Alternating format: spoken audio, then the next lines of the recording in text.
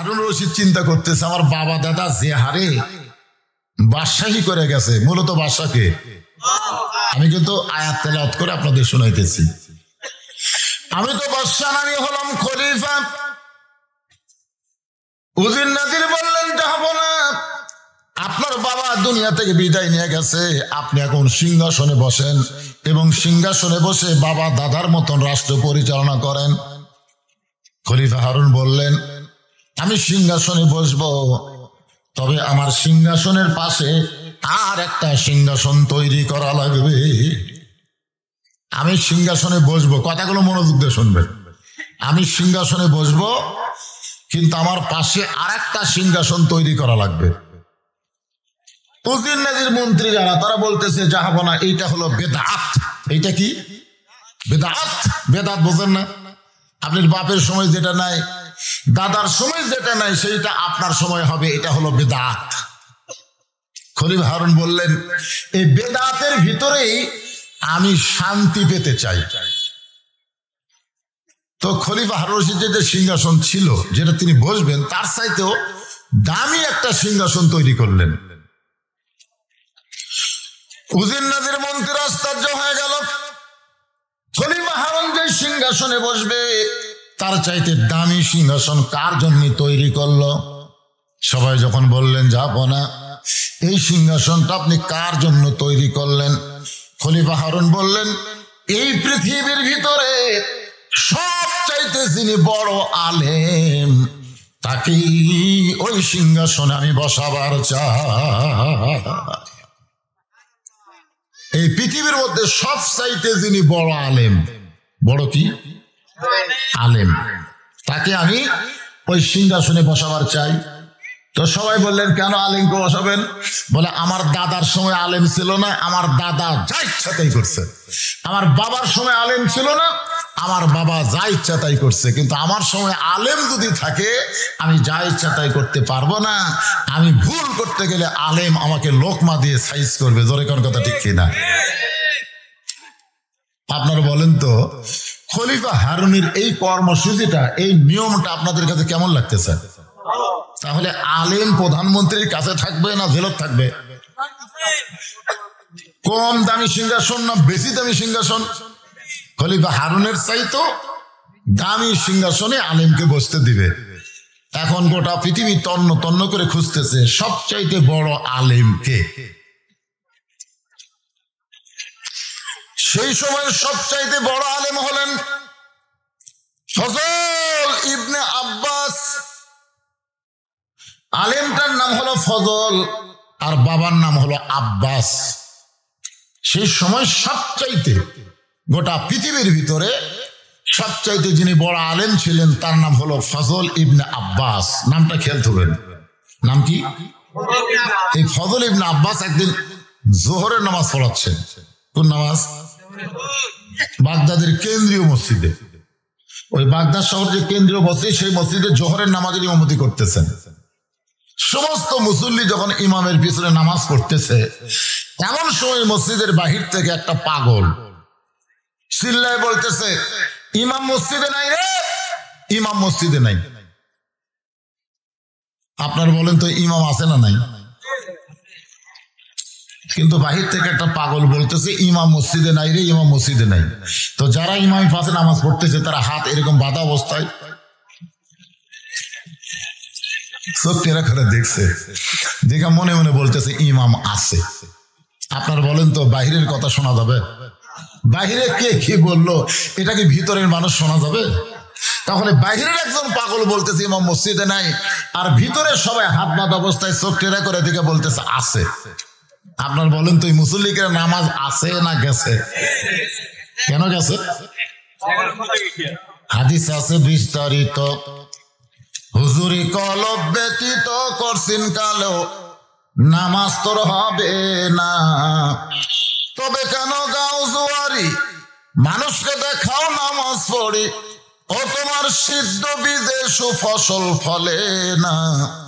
আজও কেন আল্লাহর নামাজ ধরতে পারলা না? সমস্ত মুসল্লি চোখ টেরা করে দেখছি ইমাম আছে। জোহরের 4 রাকাত নামাজ শেষ হয়ে গেছে। জোহরের ফরজ কয় রাকাত? নামাজ পড়ে সবাই বাইরে এসে দেখে পাগল ঘুরতিছে।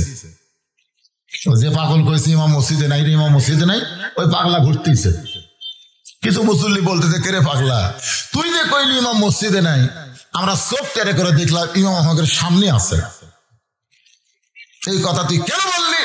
পাগল বলতেছে, আমি তো তোমাকে বিরুদ্ধে বলি নাই। আমি যদি বলতাম মুসল্লি নাই রে, মুসল্লি নাই, তাহলে তোমরা খেতে। আমি বলছি ইমাম নাই, তোমরা খেপো কেন? মুসল্লিরা বলতেছে, ঠিকই তো তাই, এ পাগলা তো আমাকে বিরুদ্ধে কয়নি। আপনারা বলেন তো পাগল কার বিরুদ্ধে কথা? ইমামের বিরুদ্ধে বললে মুসল্লির বিরুদ্ধে যায় কি যায় না? এখন যায় কি যায় না? পাগল যে বলতেছে ইমাম নাই, তো ইমাম না থাকলে মুসল্লির নামাজ হবে?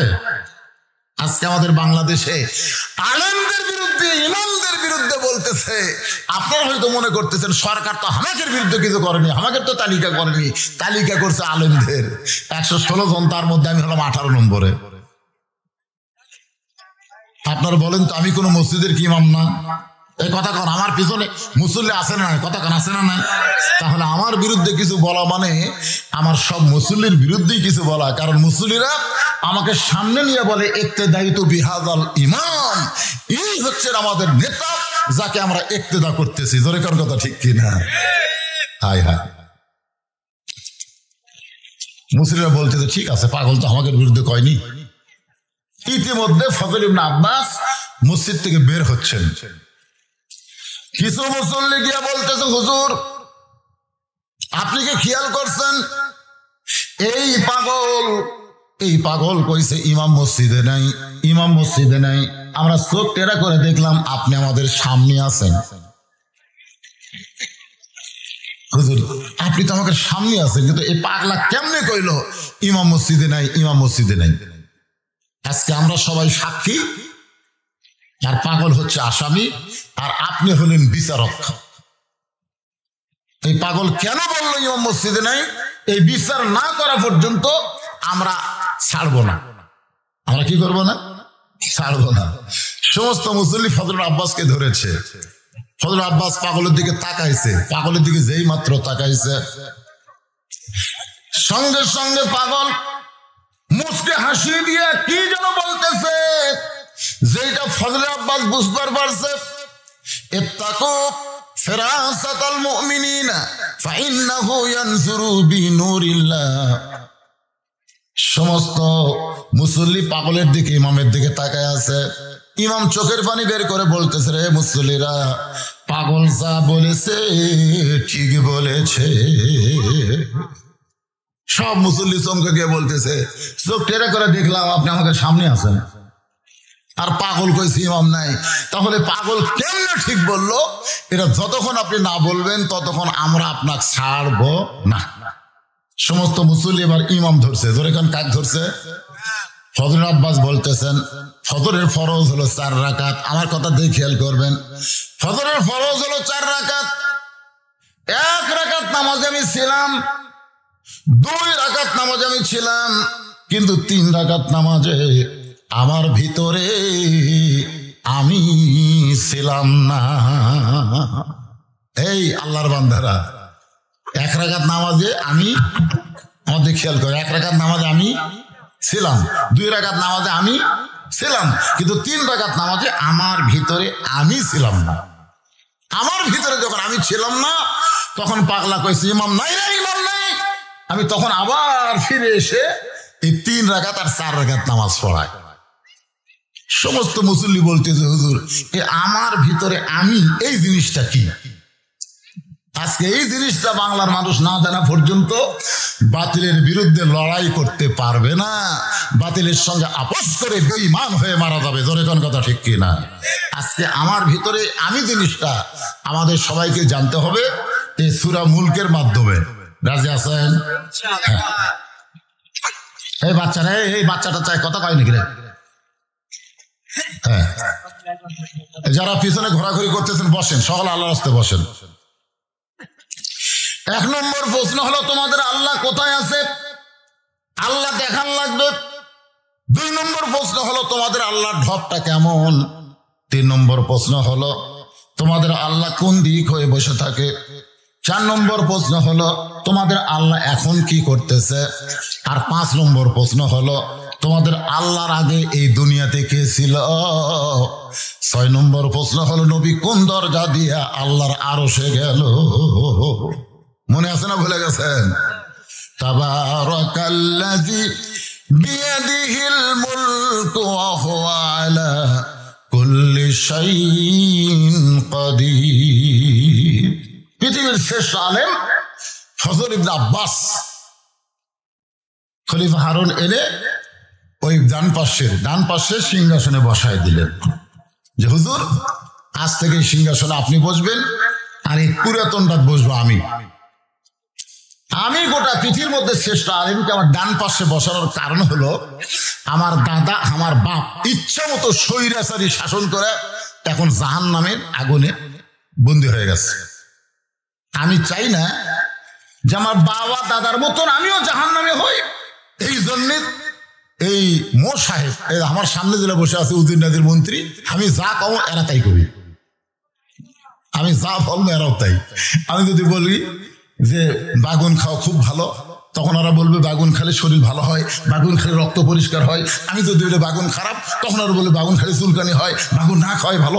মানে আমি যা করো এই উদ্দিন নাদির মন্ত্রীরা তাই করে। তারা লোকমা দেওয়ার কোনো মানুষ নাই, আর লোকমা না দেওয়ার কারণে আমার দাদা জাহান্নামে, আমার বাপ জাহান্নামে। কিন্তু আমি হারুন জাহান্নামে যাব না বলে উদ্দিন নাদির মন্ত্রী বাদ দিয়ে পৃথিবীর শ্রেষ্ঠ আলেমকে আমার ডান পাশে বসাইছি। যদি ভুল করে 4 রাকাতে 3 রাকাতে বসি, আপনি আল্লাহু আকবার লোকমা দিয়ে খাড়া করে দিবেন। আপনারা বলেন তো খলিফা হারুনের এই কর্মসূচি ভালো না খারাপ? এই জন্য খলিফা হারুনকে বলা হয় ইসলামের ত্রাণকর্তা। ইসলামের ত্রাণকর্তা তিনি যে সময় খেলাফত পরিচালনা করেছেন, ওই সময় গোটা পৃথিবীর মধ্যে 2 জন শাসক ছিল, একটা হলো মুসলমান আর একটা হলো খ্রিস্টান। খ্রিস্টান যিনি ছিলেন তিনি হলো শারলেমেন, আর মুসলমান হলো খলিফা হারুন। শারলেমেন বলেছে যে খলিফা হারুন হচ্ছে বাঘ আর আমি হচ্ছে বিড়াল, মানে বাঘের কাছে বিড়াল যেমন খলিফা হারুনের কাছে শারলেমেন তেমন। তাহলে বোঝা গেল ওই সময় গোটা পৃথিবী এককভাবে খলিফা হারুন শাসন করেছে। ধরে কোন সুবহানাল্লাহ।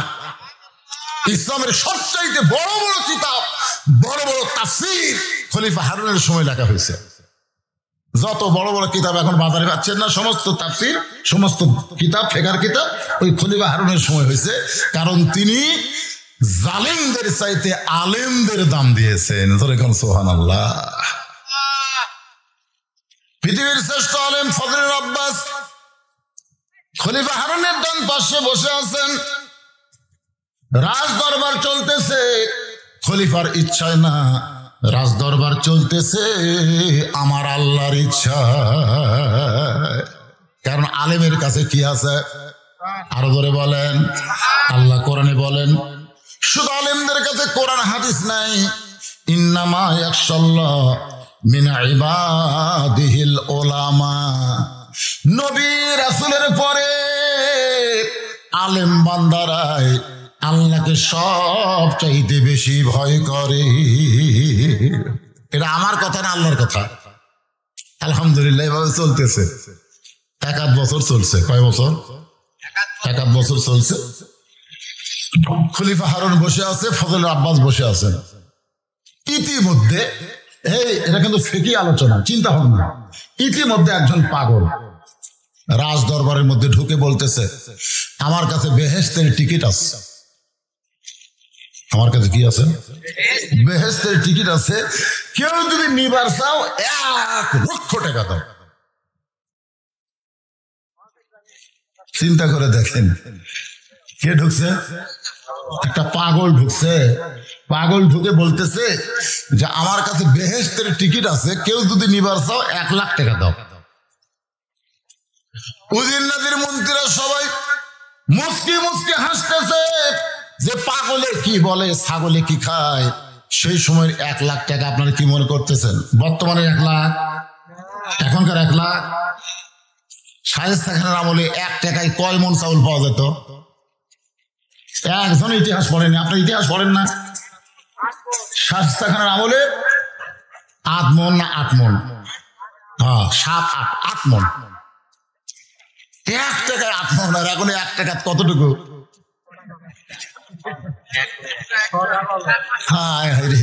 ফকিরকে করে 1 টাকা ভিক্ষা দিলে লাই না, 2 টাকা দিলেও হাত পাতায় না, 5 টাকা দিলে মুখ ভার, 10 টাকা দিলে বলে আরো দিলে ভালো হয়। বর্তমানে ফকিররাও কিন্তু বুঝে শোনা ভিক্ষা করে, ধরে কোন কথা ঠিক কিনা? কারণ চাউলের দাম বেশি দে ভাই। তাহলে শায়েস্তা খানের আগের অনেক আগে খলিফা হারুনের সময়, ওই সময় একটা পাগল বলতেছে আমার কাছে বেহেশতের টিকিট আছে, কেউ যদি নিবার চাও বিনিময় 1 লক্ষ টাকা দাও।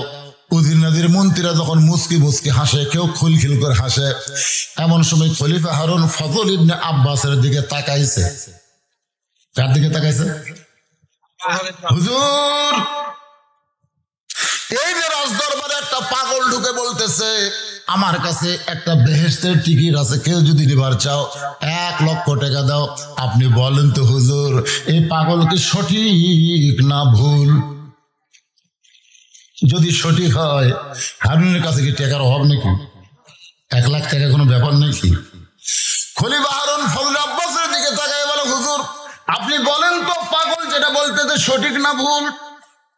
ফজল আব্বাস মাটির দিকে তাকায় বলতে জাহাপনা, মানুষ কোনদিন বেহেশতের টিকিট বিক্রি করতে পারে না, এটা ভণ্ডামি, এটা মাতলামি। আল্লাহর কোরআন এটা দলিল দেয় না। খুব খেয়াল করবেন। কেরে খেয়াল করতেছেন? ফজল আব্বাস মাটির দিকে তাকাইছে, খলিফা হারুনের দিকে তাকায়নি, এই মাটির দিকে তাকাই বলতে যাবো না, মানুষ কোনদিন বেহেশতের টিকিট বিক্রি করতে পারে না, এটা ভণ্ডামি, এটা মাতলামি, শরীয়ত একে সমর্থন করে। আপনার বলেন তো, পৃথিবীর শ্রেষ্ঠ আলেম যে ফতুয়া দিচ্ছে এটা কি? ভণ্ডামি। এটা কি? ভণ্ডামি। সঙ্গে সঙ্গে খলিফা হারুন বললেন, রে দারোয়ানেরা, দরজা পাহারা দাও। রাজ দরবারের মধ্যে আবল তাবল পাগল কেমনে ঢোকে? তোমাদের শরীরে কি শক্তি নাই? এই পাগলকে গলা ধাক্কা দিয়া রাজ দরবার থেকে বের করে দাও। পাগলকে যখন দারোয়ানেরা বের করতে যায়, এমন সময় পাগল ফজল ইবনে আব্বাসের দিকে তাকায়। ফজল ইবনে আব্বাস ছোট বাচ্চার মতন কাঁদতেছে, আর পাগল হাসতেছে। যখন দারোয়ানেরা পাগলকে ধাক্কা মারবার যায়, তখন পাগল ফজল ইবনে আব্বাসের দিকে তাকাইছে। তাকানা বোঝেন না? হুজুর মনে মনে ফুটো দিলেন, এটা ভণ্ডামি, এটা মাতলামি, ফুটো দিলেন। তাকাইছে পৃথিবীর শ্রেষ্ঠ আলেম ফজল ইবনে আব্বাস ছোট বাচ্চার মতন ফুপায়া ফুপায়া কাঁদতেছে, আর পাগল মুসকি মুসকি হাসতেছে। দারোয়ানরা পাগলকে ধাক্কা দেয়, দারোয়ানা নিজে নড়ে কিন্তু পাগল নড়ে না। এত জোরে ধাক্কা মারতেছে সব দারোয়ান, কিন্তু তারা নিজেই নড়তেছে, কিন্তু পাগল নড়ে না। দারোয়ান গুলো মনে করতেছে পাগল মানুষ না, পাগল যেন একটা পুরানো ঘাস, পাগল যেন একটা কি। সবাই একদম ধাক্কা মারে নিজেই লড়ে, কিন্তু পাগলা লড়ে না। দারোয়ানদের মধ্যে একজন পাগলের কানে কানে বলতেছে, বাবাজি আমরা ধাক্কা মারতেছি, মনে করেন না যে আমরা ধাক্কা মারতেছি, আমরা খলিফার হুকুম পালন করতেছি। আমাদের কলিজা আপনাকে ধাক্কা মারার মানুষ না, কিন্তু এখন চাকরি করি, হুকুম যদি না মানি তাহলে আমাদের চাকরি থাকবে না।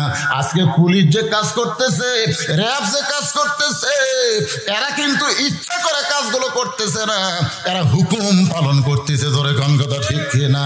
একটাই মাত্র কারণ হলো চাকরি বাঁচান লাগি।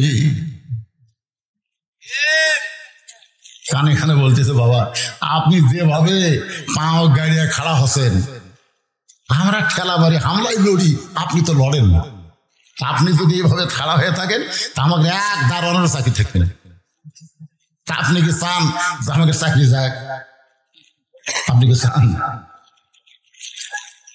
ধরে লেগেছিল আমাকে কয়েকবার, পুলিশেরা মারে না, খালি কান্দেন কেন? বলে হুজুর আমরা জানি তো, আমরা জানি আপনার দোষ নাই, কিন্তু চাকরি চাকরি। পাগলের কানে কানে এক দারোয়ান যখন বলেছে, এবার যদি না নড়েন না বার হন তাহলে কিন্তু আমাদের চাকরি শেষ।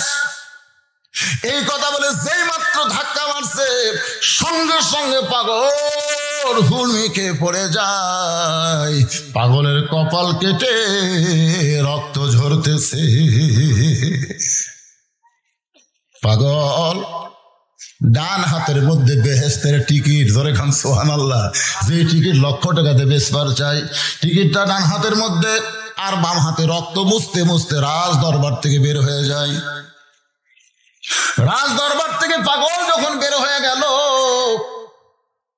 এমন সময় রাজ দরবারের দোতলায় একজন মেয়ে মানুষ বসে আছে।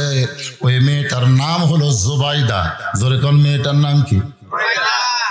হুজুর, রাজ দরবারে আপনার মূল্যায়ন হয় নাই, রাজ দরবার থেকে আপনাকে গলা ধাক্কা করে বের করে দিয়েছে। হুজুর গো, আমি যদি বেহেশতের টিকিট কিনতে চাই তাহলে আপনি কি আমার কাছে বিক্রি করবেন? পাগল বলতেছেন, মা, এই পাগলটা হলো ইসলামের ইতিহাসে বাহলুল পাগল। জোরে বলেন, কি পাগল? মা, বেহেশতের টিকিট নিতে গেলে 1 লক্ষ টাকা লাগবে। মা, তুমি কি পারবে 1 লক্ষ টাকা দিতে? জুবাইদা বলতেছে, হুজুর, আমার কাছে লক্ষ টাকা নাই, তবে লক্ষ টাকার চাইতেও দামি আমার একটা গহনা আছে, হীরা জহরত মণি মুক্তা দিয়ে তৈরি করা। এই লক্ষ টাকার দামি গহনা, টাকার চাইতেও দামি গহনা যদি আপনাকে দিয়ে দেই তাহলে কি আপনি বেহেশতের টিকিট দিবেন? বাইলুল পাগল বলে, মা, লক্ষ টাকা না দিলে লক্ষ টাকার চাইতেও দামি জিনিস যদি দিবার চাও তাহলে বেহেশতের টিকিট দিতে আমার কোনো আপত্তি নাই। পর্দার ওপার থেকে জুবাইদা গলার মালা খুলে বাহলুলকে দেয়, আর বাহলুল পর্দার ওপার থেকে ওই বেহেশতের টিকিট কেন জুবাইদার হাতে দিয়েছে। জুবাইদা তাকায় দেখে সাদা সফেদ একটা পাথরে খোদাই করে লেখা আছে, লা ইলাহা ইল্লাল্লাহু মুহাম্মাদুর রাসূলুল্লাহ মান কালা লা ইলাহা ইল্লাল্লাহু ফাদাখালাল জান্নাহ। জুবাইদা পাথরটা নিয়ে চুমা খাস।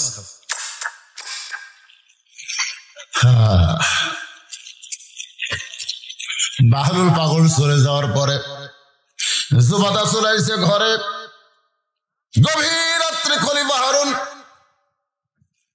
রাজ দরবারের কাজ কাম গুলো শেষ করে যখন বিবির ঘরে ঢুকতেছে, আল্লাহ রাসূল বলেন, তুমি যেখানে থাকো, যে অবস্থায় থাকো, যদি বইয়ের ঘরে যাবার চাও, যাবার আগে দরজায় একটা সালাম দাও।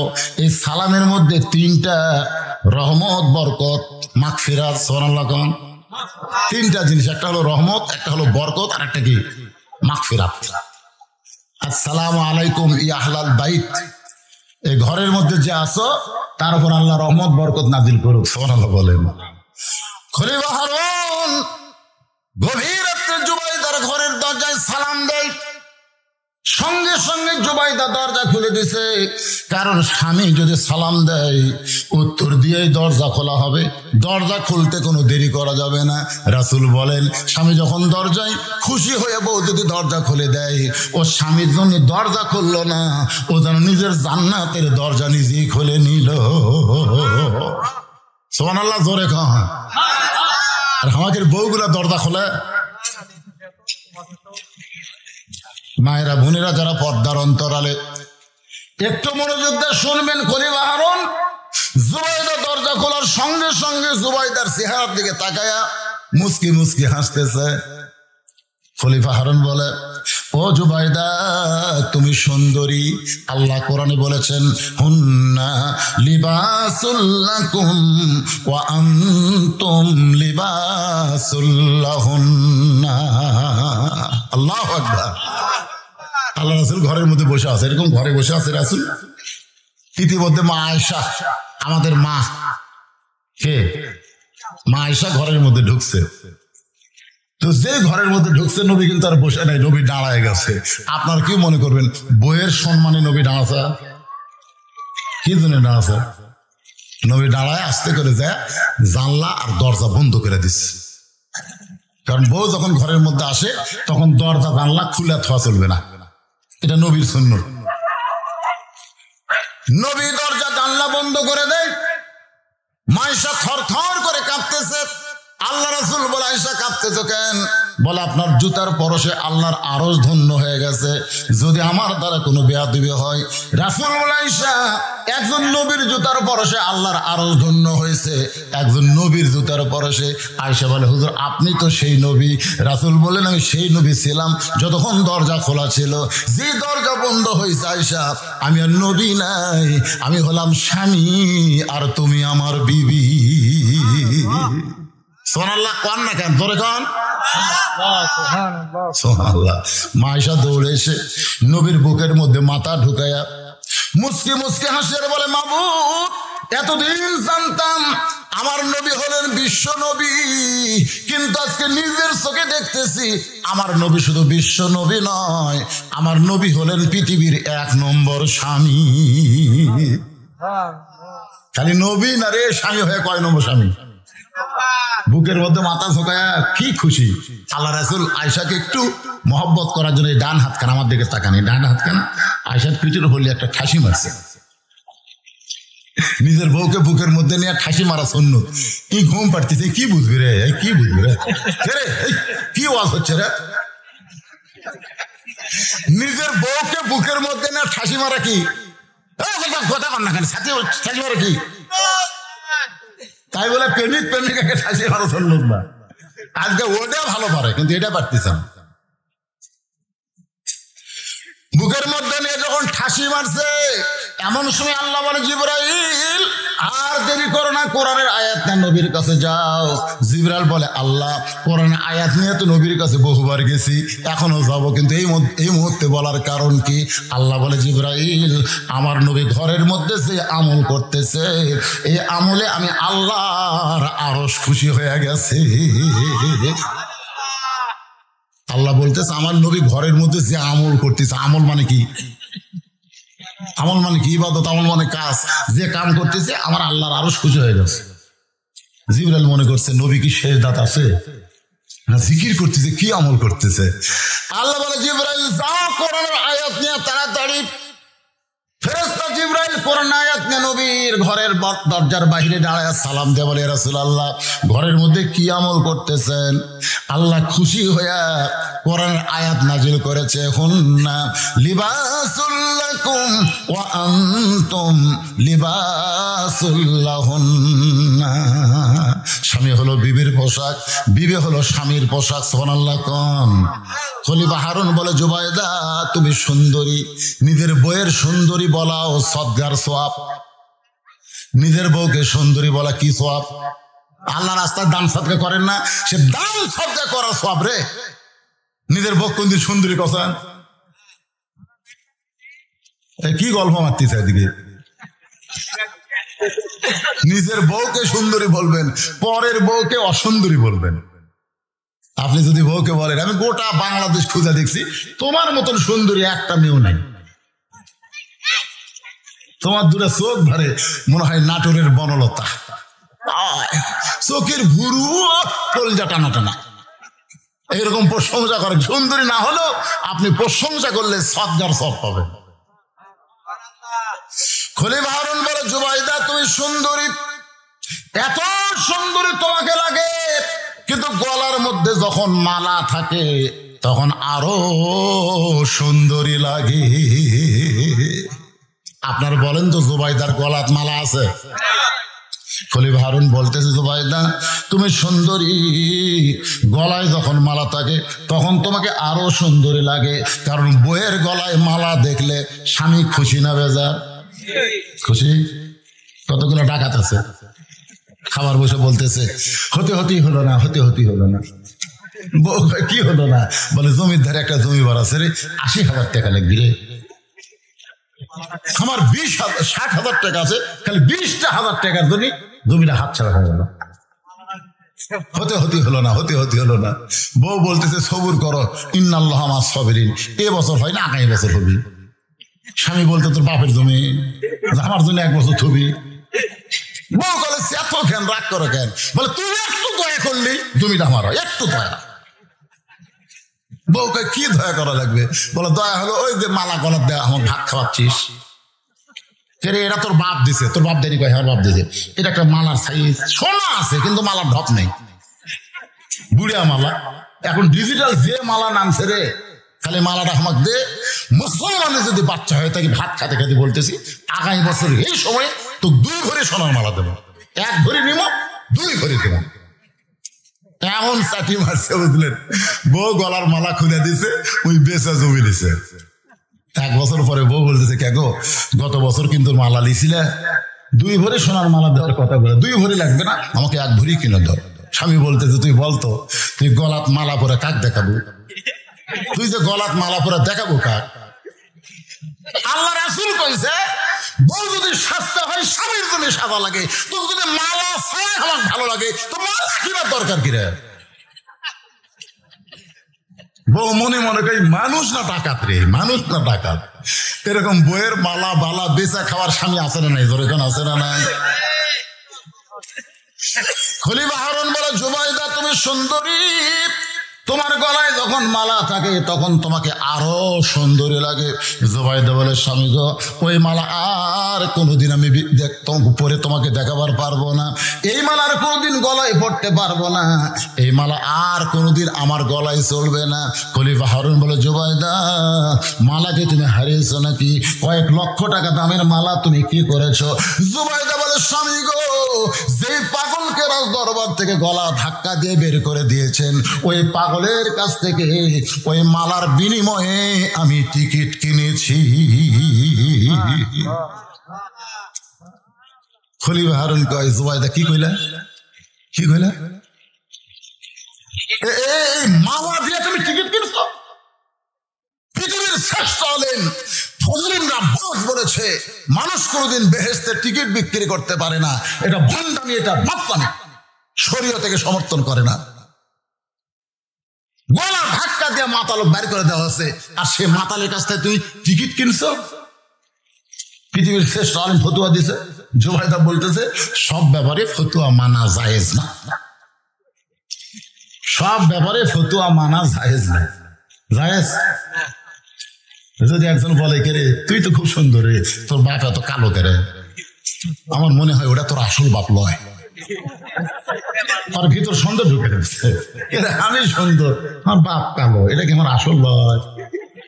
একজন বলতেছে জানবার যদি চাস তোর মায়ের কাছে যা, মায়ের কাছে বলতেছে কেমন ওটা আমার আসল বাপ।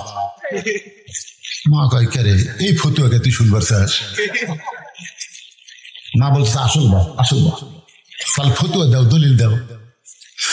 মা কান্দার বলে মহব্বত যদি হয়, বিশ্বাস যদি হয় আব্বাটা এইটা তোর আসল বাপ, আমি দলিল দিয়ে বোঝাবার পারবো না, কারণ সব ব্যাপারে ফতুয়া দলিল চলে না। জুবাইদা বলে আমার বিশ্বাস, আমার ঈমান বলেছে, যার কারণে আমি গলার মালা দিয়ে জান্নাতের টিকিট কিনেছি। খলিফা হারুন বলে জুবাইদা ঠিক আছে তুমি ফতুয়া মানবা না, ঠিক আছে, কিন্তু আমি যে তোমার স্বামী তুমি আমাকে মানো না, আমি যে তোমার স্বামী তুমি আমাকে মানো না। জুবাইদা বলে মানবো না মানে? রাসূল বলেছেন আল্লাহর পরে কাউকে যদি সেজদা দেওয়ার হুকুম থাকতো তাহলে প্রত্যেকটা স্বামীকে বউ সেজদা করা লাগতো, আল্লাহর পরে কাউকে সেজদা দেওয়া যাবে না। এই কথার দ্বারা রাসূল বুঝাইলেন বিবিদের কাছে সবচাইতে দামি হলো তার স্বামী। খলিফা হারুন বলে তাহলে পাগলের কাছ থেকে জান্নাতের টিকিট মালা দিয়ে নিবা, একটা বার কি স্বামীর হুকুম নিবা না?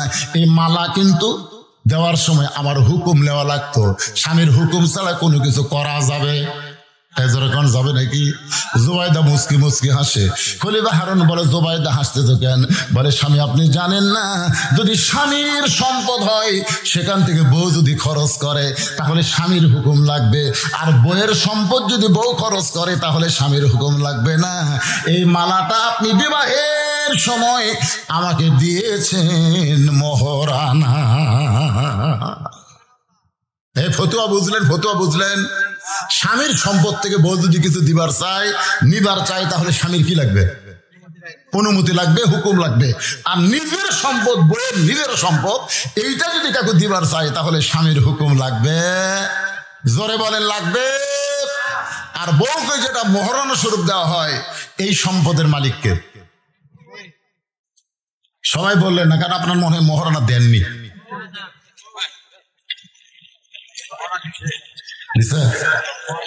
লিসে কি রে? দিছে, দেওয়া লাগবে। আপনার তো জোর করে লিসে।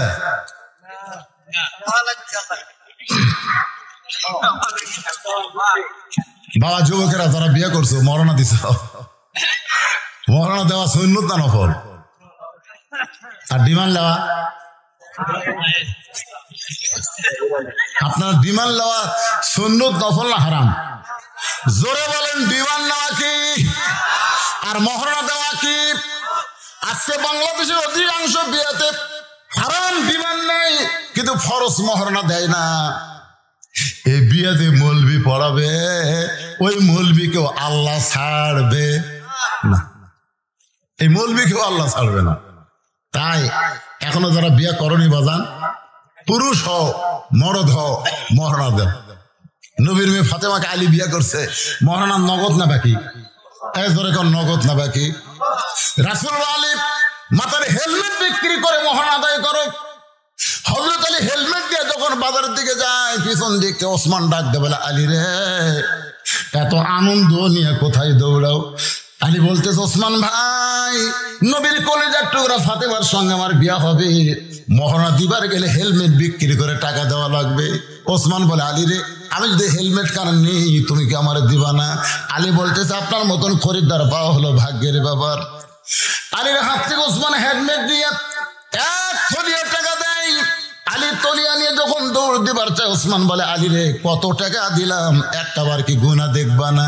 আলী বলতে, ওসমান ভাই, এক মুসলমান আর এক মুসলমানকে কোনোদিন ঠকায় না।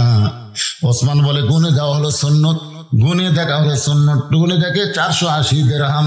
আলী কান্দার, ওসমান, সামান্য মাথার হেলমেটকে কোনোদিন 480 দিরহাম হয়? ওসমান গনি বলে, আলী রে, আসমান জমিন বিক্রি করলো, আসাদুল্লাহ গালিবের হেলমেট কিনা যাবে না। ধরো ভাইজান, তুমি তোমার হেলমেট নাও। আলী কান্দার, ওসমান রে, হেলমেট কিনে আবার হেলমেট কেন দাও?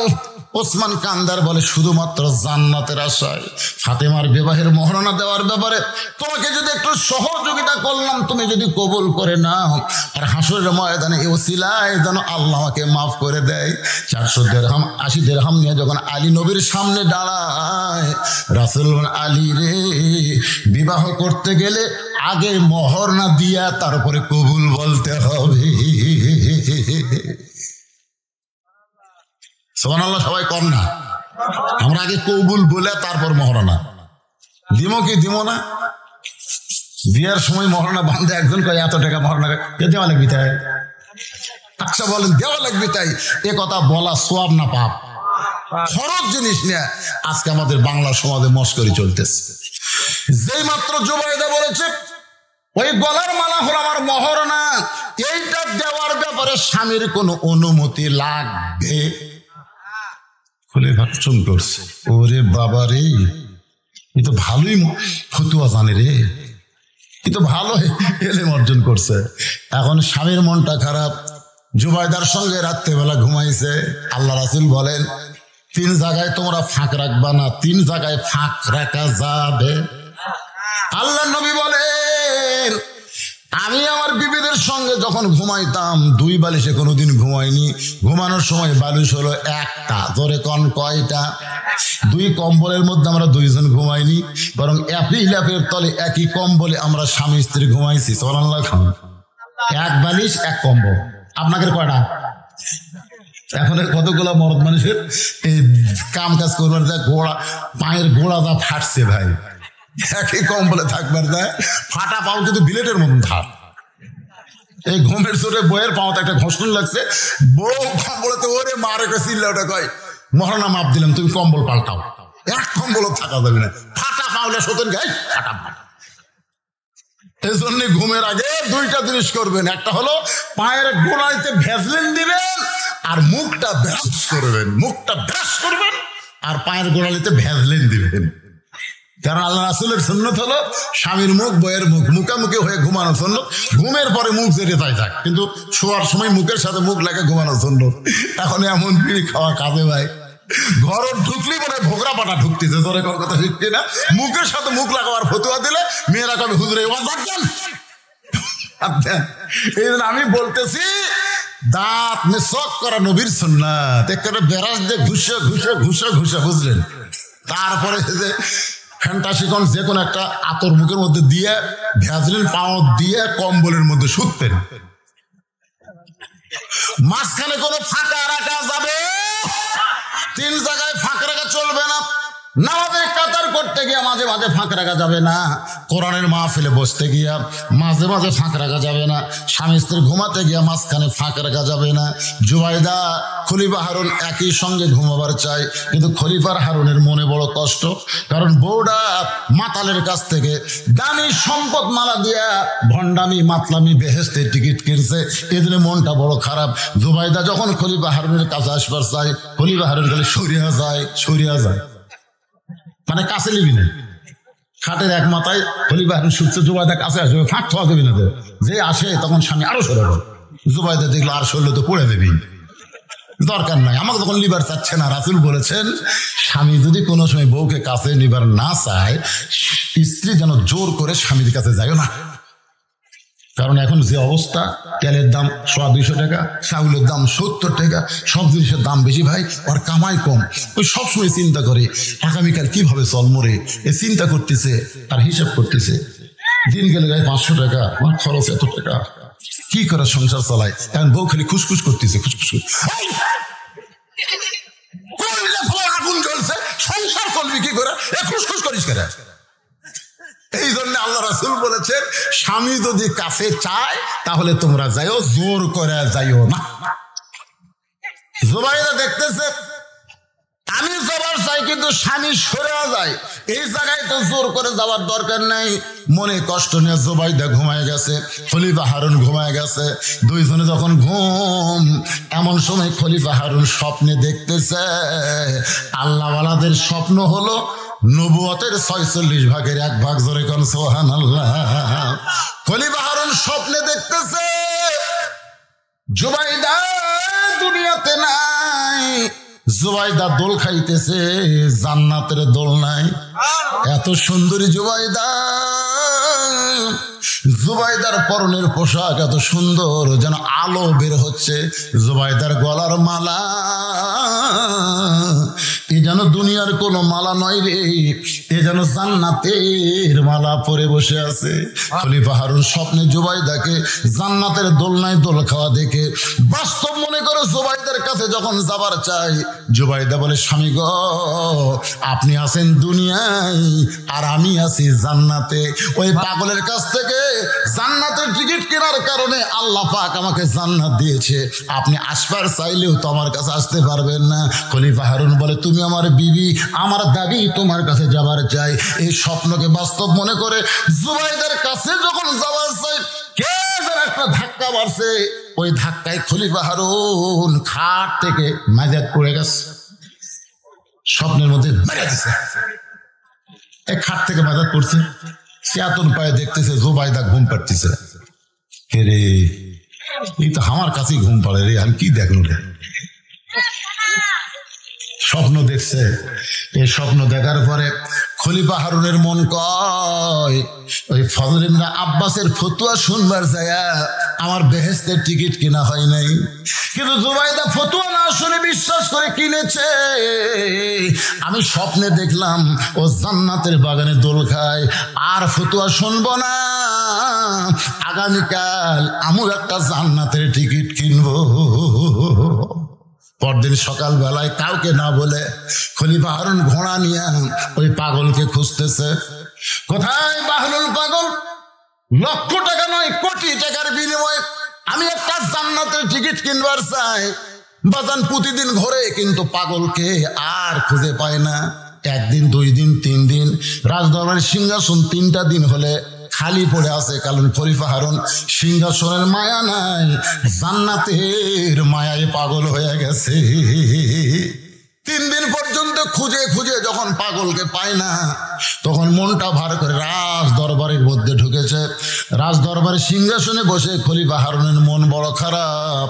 ফজল ইবনে আব্বাস খলিফা হারুনের মুখের দিকে তাকায়া মুস্কি মুস্কি হাসতেছে।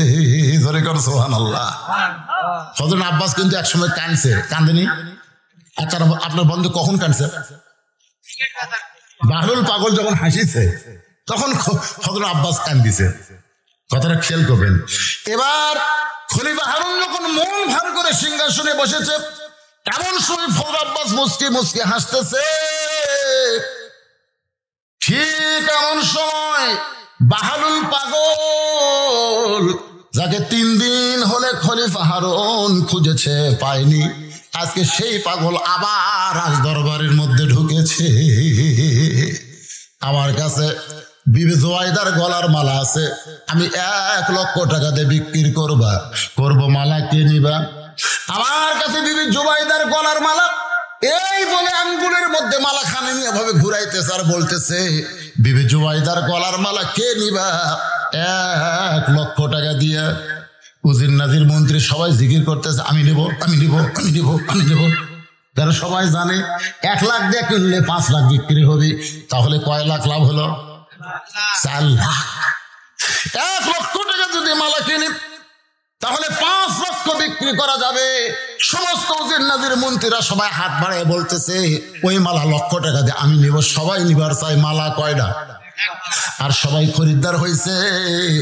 এমন সময় খলিফা হারুন হুঙ্কার দিয়ে বলে, রে উজির নাজির মন্ত্রীরা, জুবাইদা আছে না মরে গেছে? বাসা আছে না মরছে রে? আমি যেটি সিংহাসনে বসে আছি আর আমার বইয়ের গলার মালা বিক্রি করবি, তোরা নিব? মন্ত্রীর কাছে যাবো না, লাভ এত বেশি। মানে লাভের দিকে খেয়াল করে আমরা আসল খরিদ্দার খেয়ালই করি। লাভ লাভ, কারণ লাভ না জানলে মানুষ কিন্তু কিনবার চায় না। ধরে কোন কথা ঠিক কিনা? আজকে আমরা লাভের পিছনে দৌড়াই, কিন্তু প্রকৃত লাভ কার ভিতরে? আল্লাযী খলাকাল মাউতা ওয়াল হায়াতা লিয়াবলুয়াকুম আইয়ুকুম আহসানু আমালান ওয়া হুয়াল আজিজুল গফুর। যিনি তোমাদের মৃত্যু এবং হায়াতকে সৃষ্টি করেছেন পরীক্ষা করার জন্য। পরীক্ষার বিষয় হলো সুন্দর আমল। আজকে আমাদের বাংলাদেশ সুন্দর আমল কোনটা আর খারাপ আমল কোনটা, কোনটায় লাভ বেশি, কোনটায় লস বেশি, একটু মনোযোগ দিয়ে কথাগুলো খেয়াল করবেন। খলিফা হারুন বলতেছে, রে উজির নাজির মন্ত্রীরা, আমি জীবিত থাকা অবস্থায় আমার জুবাইদার মালা পৃথিবীর কেউ কিনতে পারবে না। সব উজির নাজির বলে, যাবো না, আমাদের ভুল হয়ে গেছে, যাবো না। সমস্ত উজির নাজির যখন বসে গেছে, এমন সময় খলিফা হারুন সিংহাসন থেকে নেমে গেছে। এবার ফজল ইবনে আব্বাসের দিকে তাকায়নি। এবার ফজল ইবনে আব্বাসের কাছে ফতুয়া চাচ্ছে না, এবার নিজে নেমে গেছে। নেমে বলতেছে, বাবা বাবা যা দিবেন, যা দিবেন। জুবাইদা তো গলার মালা দিছে, আপনি যদি কোন ওই সিংহাসনে বসবো, আমি সিংহাসনে আপনি দিয়ে দেব। সিংহাসনের বিনিময় হলো আমাকে একটা বেহেশতের টিকিট দেন, আমাকে একটা বেহেশতের টিকিট দেন। সঙ্গে সঙ্গে বাহলুল কান্দের বলে, জাহাপনা, মানুষ কোনোদিন বেহেশতের টিকিট বিক্রি করতে পারে না। এটা ভণ্ডামি, এটা মাতলামি, শরীয়ত থেকে সমর্থন করে না। সাল্লাল্লাহু খাল। আপনারা বলেন তো, ফজল ইবনে আব্বাসের সাথে এই পাগলের কথার মিল আছে না নাই? পাগল বলতেছে, জাহাপনা, আপনি কি পাগল হয়েছেন নাকি? মানুষ কোনোদিন বেহেশতের টিকিট বিক্রি করতে পারে না, এটা ভণ্ডামি, এটা মাতলামি, শরীয়ত থেকে সমর্থন করে না। বাহলুল কাঁদতেছে আর ফজল ইবনে আব্বাস মুস্কি মুস্কি হাসতেছে। বাহলুল কান্দে কান্দে বলে, মানুষ কোনোদিন জান্নাতের টিকিট বিক্রি করবার পারে? এটা ভণ্ডামি, এটা মাতলামি, শরীয়ত থেকে সমর্থন করে না। শুধুমাত্র 1 লক্ষ টাকা দেন, বিবি জুবাইদার মালাখানা নিয়ে যান। এবার খলিফা হারুন রাজকোষ থেকে 1 লক্ষ টাকা দিয়ে বিবি জুবাইদার মালাখানা যেই মাত্র নিয়েছে, এবার বাহলুল পাগল 1 লক্ষ টাকার থলিয়া নিয়ে যখন রাজ দরবার থেকে বের হবার চায়, এমন সময় 40 জন মানুষ একটা মানুষের গলায় রশি লাগায়া রাজ দরবারের মধ্যে ঢুকতেছে। আমার কথা কি খেয়াল করছেন? এখন কয়জন? এই শোনেন, একটু মনোযোগ দিয়ে শোনেন। 40 জন মানুষ একটা মানুষের গলায় দড়ি লাগায়া রাজ দরবারের মধ্যে ঢুকেছে। উজির নাজির মন্ত্রী খলিফা হারুন সহ আলেম হযরত আব্বাস তাকায় দেয়, কে রে? গরু ঘোড়া, গরু গাধার ছাগলের গলাত রশি লাগে, এই মানুষের গলাত রশি লাগাছে কেন? দেশে কি মানবতা নাই? এর গলাত রশি লাগায় তোরা 40 জন মানুষ কেন আইছো? বলে জাহাপানা, যার গলাত রশি লাগাইছি তার নাম হলো আবুল হাসান। যেরকম তার নাম কি? আবুল হাসান। এই আমার কাছ থেকে 11 স্যার, কার কাছ থেকে 1000, কার কাছ থেকে 2000, কার কাছ থেকে 3000, সর্বসাকুল্যে 1 লাখ। 1 লাখ টাকায় 40 জন করো দিছে। আজকের দিনে টাকা দেওয়ার কথা, সবাইকে তারিখ দিছে, আজকে টাকা দিবে। আমরা 40 জন লোক আর বাড়ির টাকা লিবার যা দেখি ওই ঘুরতেছে। আমরা কইলাম, কে রে টাকা? ভাই টাকা যদি লিবার চাস তাই, টাকা লিবার চাস তাই, তো টাকা লিবার চাস 40 জনকে 1 লাখ টাকা দিয়ে দেবে। বলতেছে, এই দেখ তোর কাছ থেকে 40 জনের কাছ থেকে 1 লাখ টাকা নিয়ে আসে আমি নবীর ঘর মাদ্রাসা বানাচ্ছি রে। অনেক সময় মানুষের কাছে 10 টাকা 20 টাকার দাম চাচ্ছি, কেউ দেয়নি, তো নিয়ত করছি খরচ করে হলেও কর্ম। সেই নবীর ঘর মাদ্রাসা বানাইছি, টাকা যদি লিবার চাস তো মদিনা যা, কারণ এই ঘরের মালিক আমি না, ঘরের মালিক হচ্ছে মুহাম্মাদুর রাসূলুল্লাহ। টাকা যদি লিবার চাস মদিনা যা। এখন বলেন জাহাবনা, আমার কাছ থেকে টাকা নিয়ে মাদ্রাসা বানাচ্ছে, এখন আমার টাকা ফেরত চাই, আমি কই মদিনা যা। মসজিদ আল্লাহর ঘর, মাদ্রাসা নবীর ঘর, টাকা যদি লিবার চাই মদিনা যা। আমাকে এত রাগ হচ্ছে, আমার গলা দড়ি লাগে, আপনার কাছে বিচার চাই। খলিফা হারুন ফজল ইবনে আব্বাসের দিকে তাকায় বলতে, তো হুজুর 40 জন মানুষের কাছ থেকে 1 লক্ষ টাকা খরচ নিয়ে নবীর ঘর মাদ্রাসা বানাইছে, এখন টাকা ফেরত চাইলে বলে মদিনা যা। আপনি বলেন তো এইটা কি জায়েজ? ফজল আব্বাস বলতেছে, নিয়ত ভালো কিন্তু তরিকা ভালো না। নিয়ত মানে কি? নিয়ত ভালো, নবীর ঘর মাদ্রাসা বানাবে, নিয়ত ভালো না খারাপ, কিন্তু তরিকা মানে নিয়ম, তরিকা মানে নিয়ম ভালো না। খলিফা হারুন বলে, তাহলে কি করা যাবে? বলে, এই আবুল হাসানকে জেলখানায় বন্দী করেন। এইরকম বেআইনি কাজ করলে হবে না, বেআইনি কাজ করলে হবে না, নবীর ইসলামের ক্ষতি হবে, কোরআনের ক্ষতি হবে, এক জেলখানায় বন্দী করেন। এখন আবুল হাসানকে জেলখানায় যখন নিয়ে যাচ্ছে, বাহলুল পাগল বলতেছে, এই 40 জন কয় টাকা পাস? কয় টাকা? কত? 1 লাখ। 40 জনের কাছে বাহলুল পাগল 1 লক্ষ টাকা বন্টন করে দিয়ে আবুল হাসানের কাছে গিয়ে বলে, জাহাপনা 40 জনের কাছে খরচ নিয়ে 1 লক্ষ টাকা দিবার পারেনি বলে তাকে জেলখানায় রাখতেছেন, আমি তার পক্ষে জামিন নিয়ে 1 লক্ষ টাকা পরিশোধ করে দিলাম। এখন বলেন তো আবুল হাসানের খবর কি? হযরত আব্বাস বলতেছে, আবুল হাসানের খবর হলো জেলখানায় যাওয়া লাগবে না, তবে তুমি যদি চাও তাকে সঙ্গে নিবার পারো। বাহলুল পাগল আবুল হাসানের হাতটা ধরে বলতেছে, ভাইজান তোকে এমন একটা জগতে নিয়ে যাব যে জগতে গেলে তুই আল্লাহ রাসূল পেয়ে যাবি। বললে আবুল হাসান বল, এই পাগলের সঙ্গে তুই কি সেই জগতে যাবি? তোকে এমন একটা জগতে নিয়ে যাব যে জগতে গেলে আল্লাহ রাসূল পাবি। আজকে আমার সামনে যারা কষ্ট করে বসে আছেন, আমি আল্লাহর কোরআন দিয়ে নবীর হাদিস দিয়া আপনাদেরকে এমন একটা জগতে নিয়ে যাব, এই বাংলাদেশের ফেস্টা জগৎ না,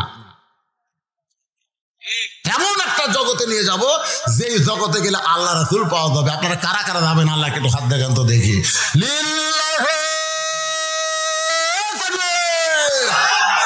হাত নামান।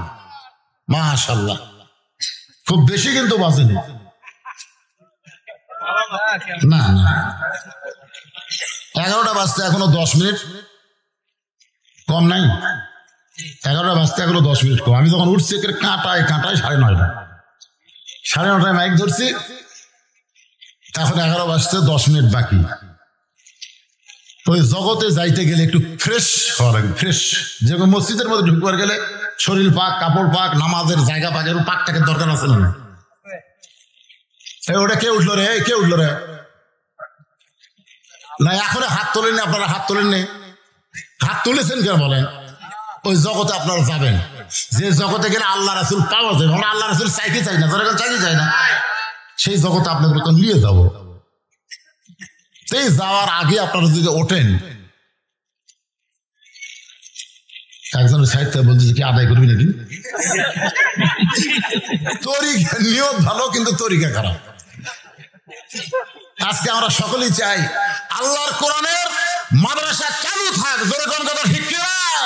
কিন্তু প্রাইমারির জন্য সরকার হাজার হাজার টাকা, কোটি টাকা বাজেট করে, আর এই মাদ্রাসার জন্য সরকারের ব্যাংকে 1 টাকাও নেই। অথচ এই সরকারের নেতারা যখন মরবি, কোরআন খতম কে দিবি রে? আপনারা কোন প্রাইমারি ছাত্র যাবি না মাদ্রাসা যাবি? যে প্রাইমারির জন্য কোটি কোটি টাকা খরচ করছে, সেই প্রাইমারির 1 টাকা ডাকবে না, প্রাইমারি সারও করুক ডাকবে না। ওই নেতার বেটা এসে মাদ্রাসার বারান্দাত বলবি, হুজুর। কি সুর! আমরা কিন্তু মাঝে মধ্যে হুজুর শুনি, সেই সুর রে। হুজুর, আমার আব্বা মরে গেছে, হুজুর আপনার গ্রুপকে পাঠান, হুজুর আপনার গ্রুপ। আমার বাবার জন্য 1 খতম কোরআন পড়ে বাবাকে একটু জান্নাতে থুই আসুক, হুজুর। তখন মাদ্রাসায় 30 পারা কোরআন 30 পারা করে নিছে, 30 জন বলতেছে 1 পারা করে পড়বো। তারা 30 জন তো বুঝতেছেন মাদ্রাসার খাওয়া তো খালি ডাল ঘাটি আর পাতলা পাতলা খাওয়া। নিয়ত করছে আজকে হবি ভাই, খুশি হয়ে খালি ধিং ধিং করে লাফায়। আবার মাদ্রাসার ছাত্র বাদেও তো যাই তো খালি টিং টিং করে লাফায়। এখন ওরা যে 30 জন গেছে, যে কোরআন শরীফ লিয়া ঢুকতেছে আর পড়তেছে, আলিফ লাম মিম এরকম পড়তেছে, জালিকাল কিতাবুল লা রাইবা হুদাল মুত্তাকিন, খালি ঢুকতেছে আর পড়তেছে, একটা করে শব্দ পড়তেছে, আর ওর আমলনামা 10টা করে নেকি লিখতেছে। তাহলে যখন পড়া শেষ হলো, তখন কি নেকি লেখা আছে না বন্ধ আছে? আপনার কি বলেন, পড়া শেষ নেকি লেখা কি হচ্ছে না বন্ধ হয়ে গেছে? নেকি লেখা বন্ধ হয়ে গেছে। তখন হুজুর বলতেছে 1 খতম আছে, জি হুজুর। তখন হুজুর বলতেছে আল্লাহ, আল্লাহ নেতা মরে গেছে, আল্লাহ মাসুম বাচ্চারা সে 1 খতম কোরআন পড়লো, আল্লাহ এর যা সব হয় নেতা দিয়ে দাও আল্লাহ। তখন ফেরেশতাকে আল্লাহ এরা পড়তে পড়তে আর কি নিকে লেখা শেষ। এখন হুজুর আবার সালাম দিবার চাই, একই নাকি কয়বা? আল্লাহ কয় জীবনেও পাবি না, কারণ কোরআন যে পড়বি সে সব পাবি, কারো জন্য কোরআনের সব সালাম দেওয়ার নিয়ম ইসলামে নেই। আপনারা কি মনে করতেছেন সব সালাম দেওয়ার নিয়ম আছে? আজকে এই কথাটা আমরা নেতা করে বুঝাবার পারিনি, যার কারণে তাদের সন্তান কোরআনের মাদ্রাসায় পড়ে না, প্রাইমারি কেজি কিন্ডারগার্টেনে পড়ে, জোরে কোন কথা ঠিক কিনা? আর এই জন্য ওই স্কুলগুলো সরকার চালায়, আর এই মাদ্রাসায় পড়ে গরিবের সন্তানেরা। নাম দেয় বিজ্ঞাপনে, তাও নেতারা ঘৃণা করে আসে না। হুজুরা মনে করছিল নেতার নাম দিলে নেতা হয়তো এসে কিছু দিবি। আমাদের সাথে এমপি কয় 4 টন টিয়ার দিলাম, চামচা কয় শুধু দোয়া করেন, অত সোজা লয়। 4 টন দিলে তাও দোয়া করবেন না? আরে দিল তো পাশি না, পান না তো আগে পাই তারপরে দোয়া। এরকম বহু দিয়ে গেছে, আজও পর্যন্ত পাওয়া যায়নি। এই মাদ্রাসাগুলো চলতেছে আপনাদের মতন আবুল হাসানের মতন নিয়ত ভালো, যাদের টাকা পয়সা মাদ্রাসার জন্য খরচ করা হলো, সে আবুল হাসানের সঙ্গে আবুল হাসানকে বাহলুল পাগল নিয়ে যাবে এমন একটা জগতে, যে জগতে গেলে আল্লাহ রাসূল পাওয়া যাবে। আমি সেই জগতে আপনাদের নিয়ে যাব, যে জগতে যাওয়ার সময় বিশ্বাস করতে হবে 1 লক্ষ টাকার বিনিময়ে বেহেশতের টিকিট বিক্রি হয়। হয়তো বলবেন হুজুর টাকা দিয়ে কোনোদিন বেহেশতের টিকিট কি পাওয়া যায়? আল্লাহ কোরআনে বলেন, ওয়ামা তুনফিকু মিন শাইইন ফি সাবিলিল্লাহি ওয়াফা ইলাইকুম ওয়া আনতুম লা তুজলামুন। রে বান্দা বান্দিরা শোনো, আমি নবী, আমার নবীর মাদ্রাসায় কোরআনের জায়গায় তোমরা যদি 10টা টাকা দাও, তোমরা মনে করো না আমি আল্লাহ নিয়ে তোমার জুলুম করলাম। তুমি 10 দিবা 1 হাতে, আমার কুদরতে হাত দিয়ে তোমাকে 100 ফেরত দেওয়া হবে। ফাতেমা ফাতেমা এসে কান্দার বলে, স্বামী গো, ও গো স্বামী, হাসান হুসাইন না খেয়ে কাঁদতে কাঁদতে ঘুমায় গেছে। ঘুম থেকে চেতনা পায় বলবে, খাবার দাও মা, খাবার দাও। আমি ফাতেমা কোথায় খাবার পাবো? আমি জানি আপনার কাছেও তো কোনো টাকা পয়সা নাই। আলী বলছে যে ফাতেমা তাহলে কি করা যায়? ফাতেমা এবার ওন্নাটা বের করে বলে, স্বামী এই ওন্নাটা বিক্রি করে যেই টাকা হবে, এই টাকা দিয়ে হাসান হোসেনের জন্য খাবার নিয়ে আসেন। হযরত আলী ফাতেমার ওন্নাটা পকেটের মধ্যে নিয়ে বাজারের মধ্যে ঘুরতেছে।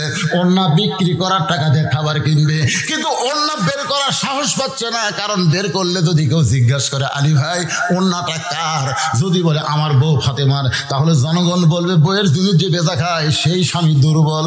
আলী কি করবে? বের করবারও পারে না।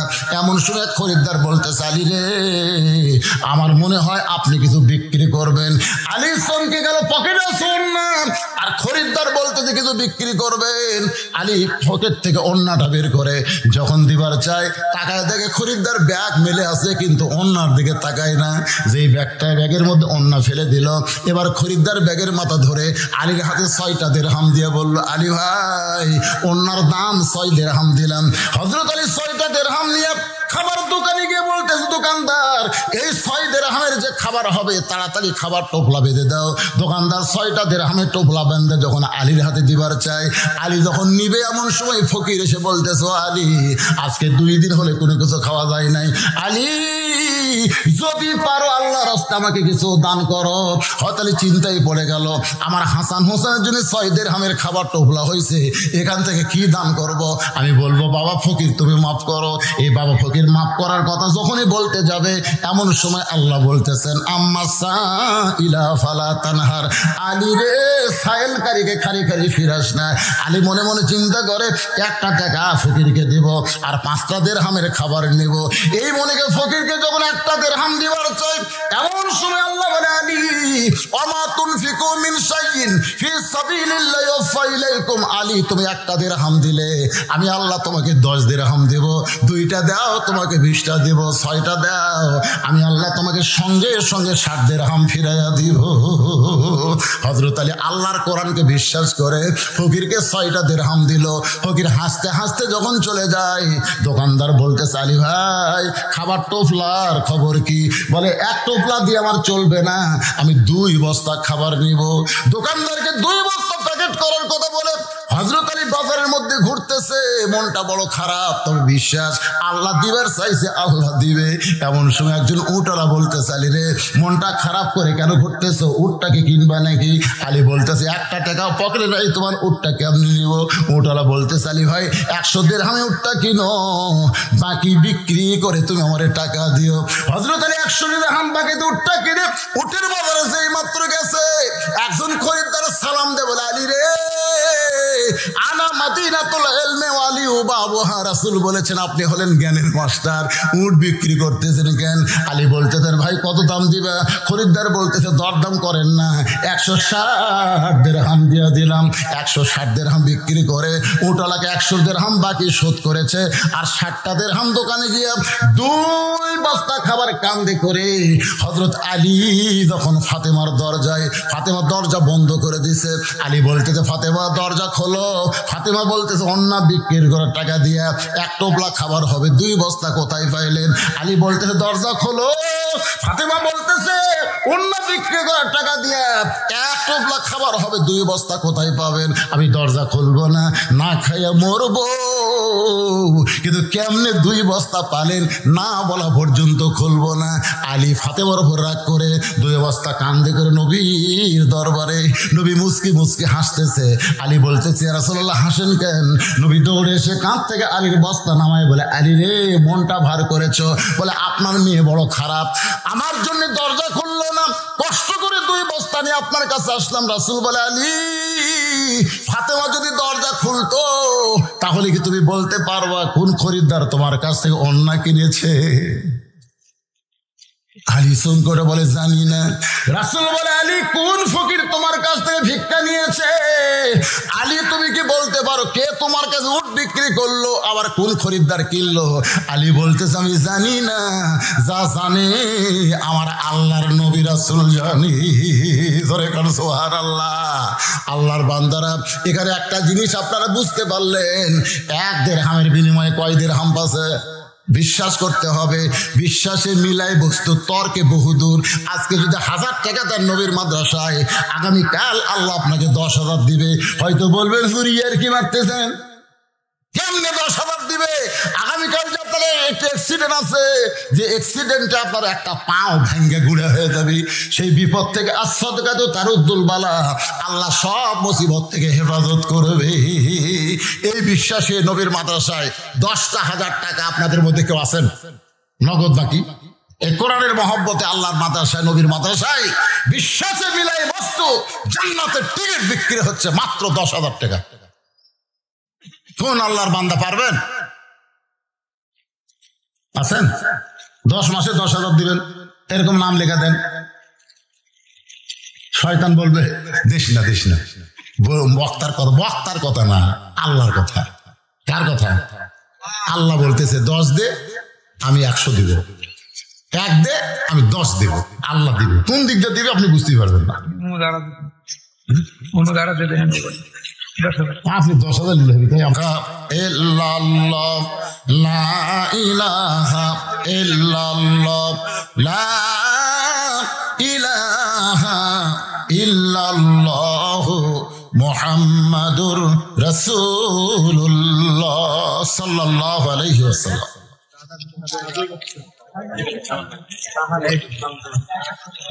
দাদার জন্য দোয়া চাই, দাদার জন্য দোয়া চাই। এতক্ষণ ধরে রাতে বসে থাকলো, হঠাৎ দাদার কথা মনে হয়ে গেল। দাদার রুহের মাগফিরাতে 500 টাকা দান করে দোয়া চাই। আমরা দোয়া করি আল্লাহ দাদার কবরটাকে জান্নাতের টুকরা বানায় দেখ। জোরে কারণ আমিন। কে দিল? 500 কে দিল? হোসেনপুরের আল্লাহ একজন বান্দা 500 টাকা দান করেছে। আল্লাহ দান। এই গামছা ভালো করে ধর রে বাবা, এই গামছা ধরে পারে না, এই ঘুমোর থেকে তুলে পাঠিয়ে দিচ্ছে। কোন দিক ধরছিস? একজন গামছাটা ধরে দেখে দেন না কেন ভাই? আপনার বড় মানুষ বোঝেন না কিভাবে ধরা লাগে? এখন বলতে 1 টাকাও পড়েনি ওর গামছা। তোফাজ্জল মেম্বার 500 টাকা নগদে দান করেছে। আল্লাহ দান কবুল করেন। আল্লাহুম্মা আমিন।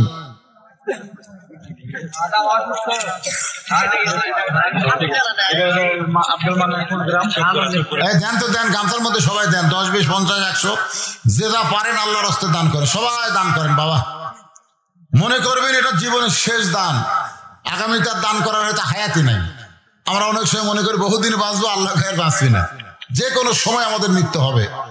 যেটাই আমল করবেন নেক আমল মনে, এটাই শেষ।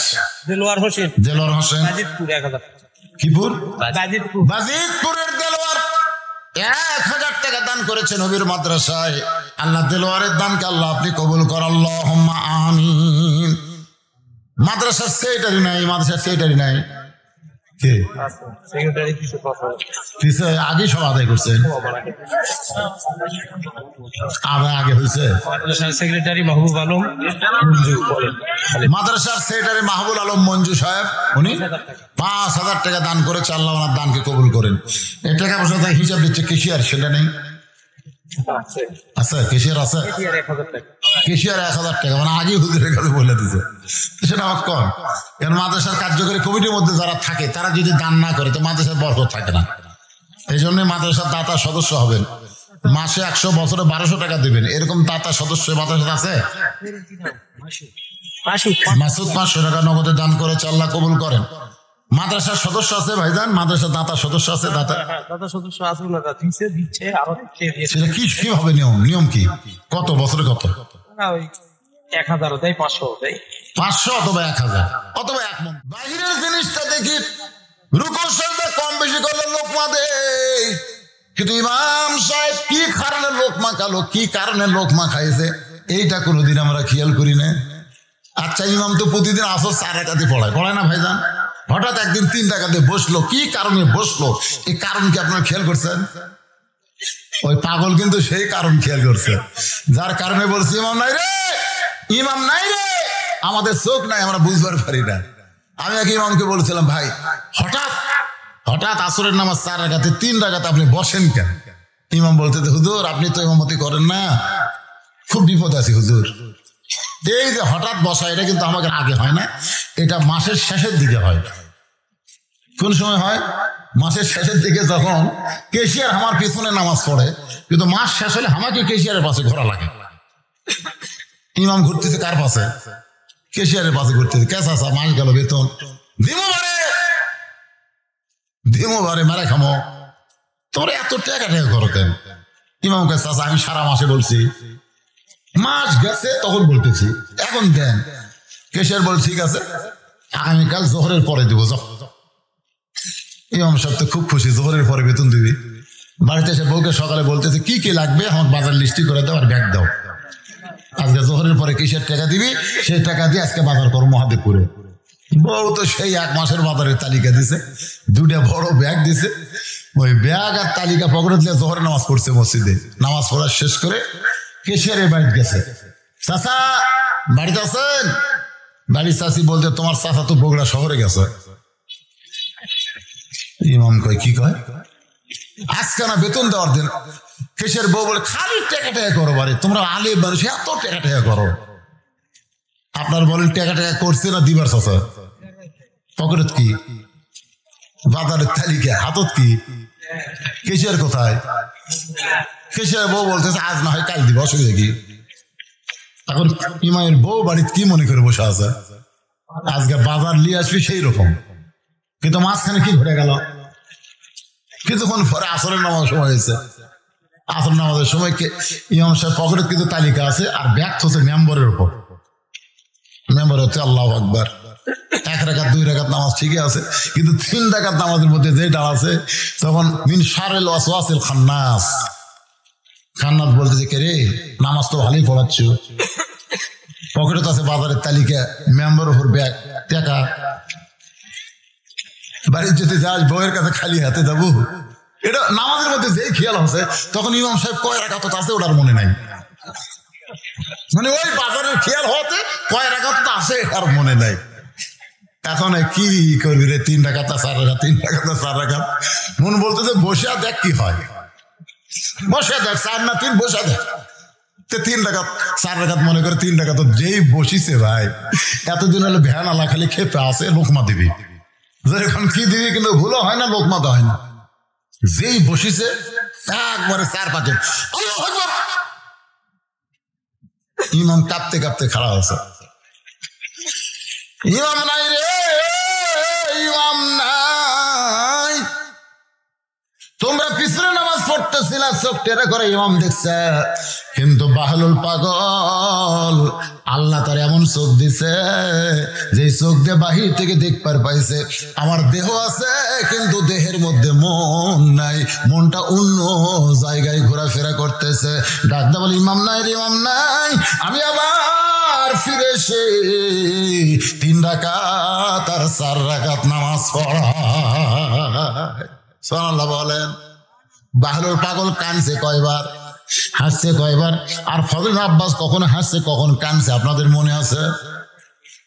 আবুল হাসান, এমন একটা জায়গায় তোর নিয়ে যাব, যে জায়গায় গেলে তুই আল্লাহ রাসূল পাবি। আপনারা বলেন তো, কোন জায়গায় গেলে আল্লাহ রাসূল পাওয়া যায়? পৃথিবীর মধ্যে সবচাইতে উত্তম জায়গার নাম কি? একজন বসে, বাদ বাকি সবাই কম। কোন জায়গা? আরো জোরে, জোরসে বলুন। আজকে ওয়াজ শেষ করার পরে আমরা ঘুমায় যাব। ঘুমানোর পর এক সময় মুয়াজ্জিন আযান দিয়ে বলবে, আসসালাতু খায়রুম মিনান নাওম। ঘুম হইতে নামাজ যদি উত্তম। গত রাত্রে ব্রাজিলের খেলা হলো, খেলাটা ঠকে গেছে, আলহামদুলিল্লাহ। আমি দিনে ওয়াজ করছি নন্দীগ্রাম, আর রাতে ওয়াজ করছি রাজশাহী। তো ব্রাজিলের খেলা কালকে যে এত মানুষ হয়েছে মাহফিলে, আমি চিন্তা করলাম ব্রাজিলের সাপোর্টার কমে গেছে রে। আসলে ব্রাজিল ঠকে গেছে। আর আসার সময় বাবা রে, নাটোরের ভেতর দিয়ে আসতেছি, খালি কি হচ্ছে রে, একটা গোল দিচ্ছে আর খালি ঠাস ঠাস করে সেই বোম ফুটতেছে। কে ফুটাচ্ছে? আমাকে যুবকেরা। আমি নন্দীগ্রাম পার হয়ে যখন ভিতর দিয়ে আসতেছে, আল্লাহ ব্রাজিলটা ঠকলো, পতাকা সব কাল নাম দিয়ে, আল্লাহ এই শালা আর্জেন্টিনা ঠকুক, কিন্তু দোয়া কবুল হয়নি রে, হতে হয়নি। এই বাড়িতে এসে শুনি 2 গোল দিচ্ছে আর্জেন্টিনা, আর খেলা মাত্র 10-12 মিনিট আছে। দেখ রে, এরা তো ঠকলো না রে। আল্লাহর কি কাম, 6 মিনিট থাকতে 1 গোল শোধ করছে একেবারে ভাই, অতিরিক্ত 10 মিনিটের শেষ মিনিট এসে বেড়েছে। আমি বলি যাক রে, কিন্তু এই আর্জেন্টিনার গোলকিপার সাথে কুত থেকে কি হয়ে যাচ্ছে, ওই বল ধরে আবার আর্জেন্টিনা আর এক টাইম খেলবি। বাংলাদেশ বাবা রাত 3টা-4টা পর্যন্ত খেলা দেখলে, ফটকারি করলে, আর ফজরের সময় ল্যাপের মধ্যে ঘুম পারলে। যতই চেষ্টা করো আল্লাহ রাসূল পাবা না। আল্লাহ রাসূল যদি পাওয়ার চাও, সব ত্যাগ করে ঠান্ডা পানিতে ওযু করে মসজিদে যাও, সামনে কাটা নামাজ পড়ো। আনতাবুদুল্লাহ কান্নাকা তারাহু ফাইন লাম তাকুন তারাহু ফাইন্নাহু ইয়ারাকা।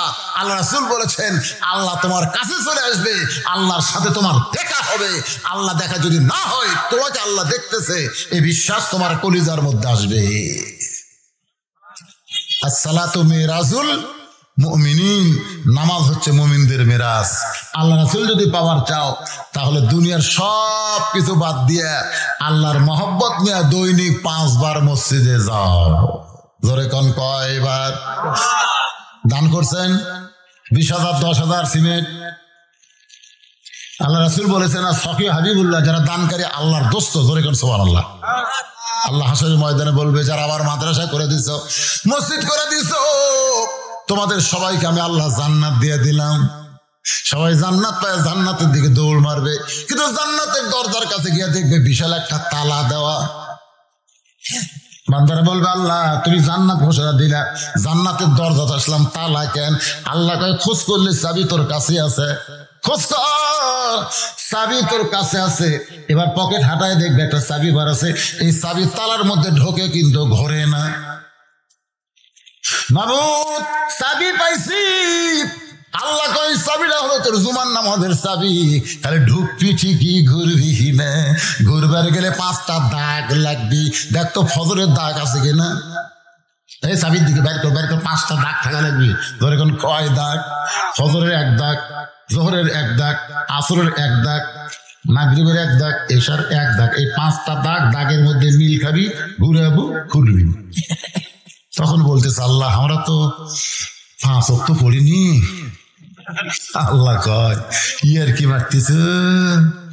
লা সালাত আলা ঈমান, যার নামাজ নাই তার ঈমানই নাই। লা সালাত আলা দীন, যার নামাজ নাই তার ধর্ম নাই। মান তারাকা সালাতু মুতাম্মিদান ফাকাত কাফারা। আল্লাহ রাসূলকে যদি পাইতে চাই, আল্লাহর নামাজ ছাড়া পাওয়ার কোনো উপায়, জোরে কোনো উপায় না। তখন যদি বলে আজকে ওয়াজ শোনার পরে কারা কারা ফজর নামাজ পড়বেন, আমি পড়বো, হাত তুলছি আপনারা দেখি তো কে কে পারেন। দুই একজন ইনকে করে হাত তুলতে, মানে ওই চিন্তা তাতে চান্স নাও পাতে পারি। আর শোনেন, আপনি যখন হাত তুললেন, আল্লাহ পাক আপনাকে পড়ার সুযোগ করে দিবে।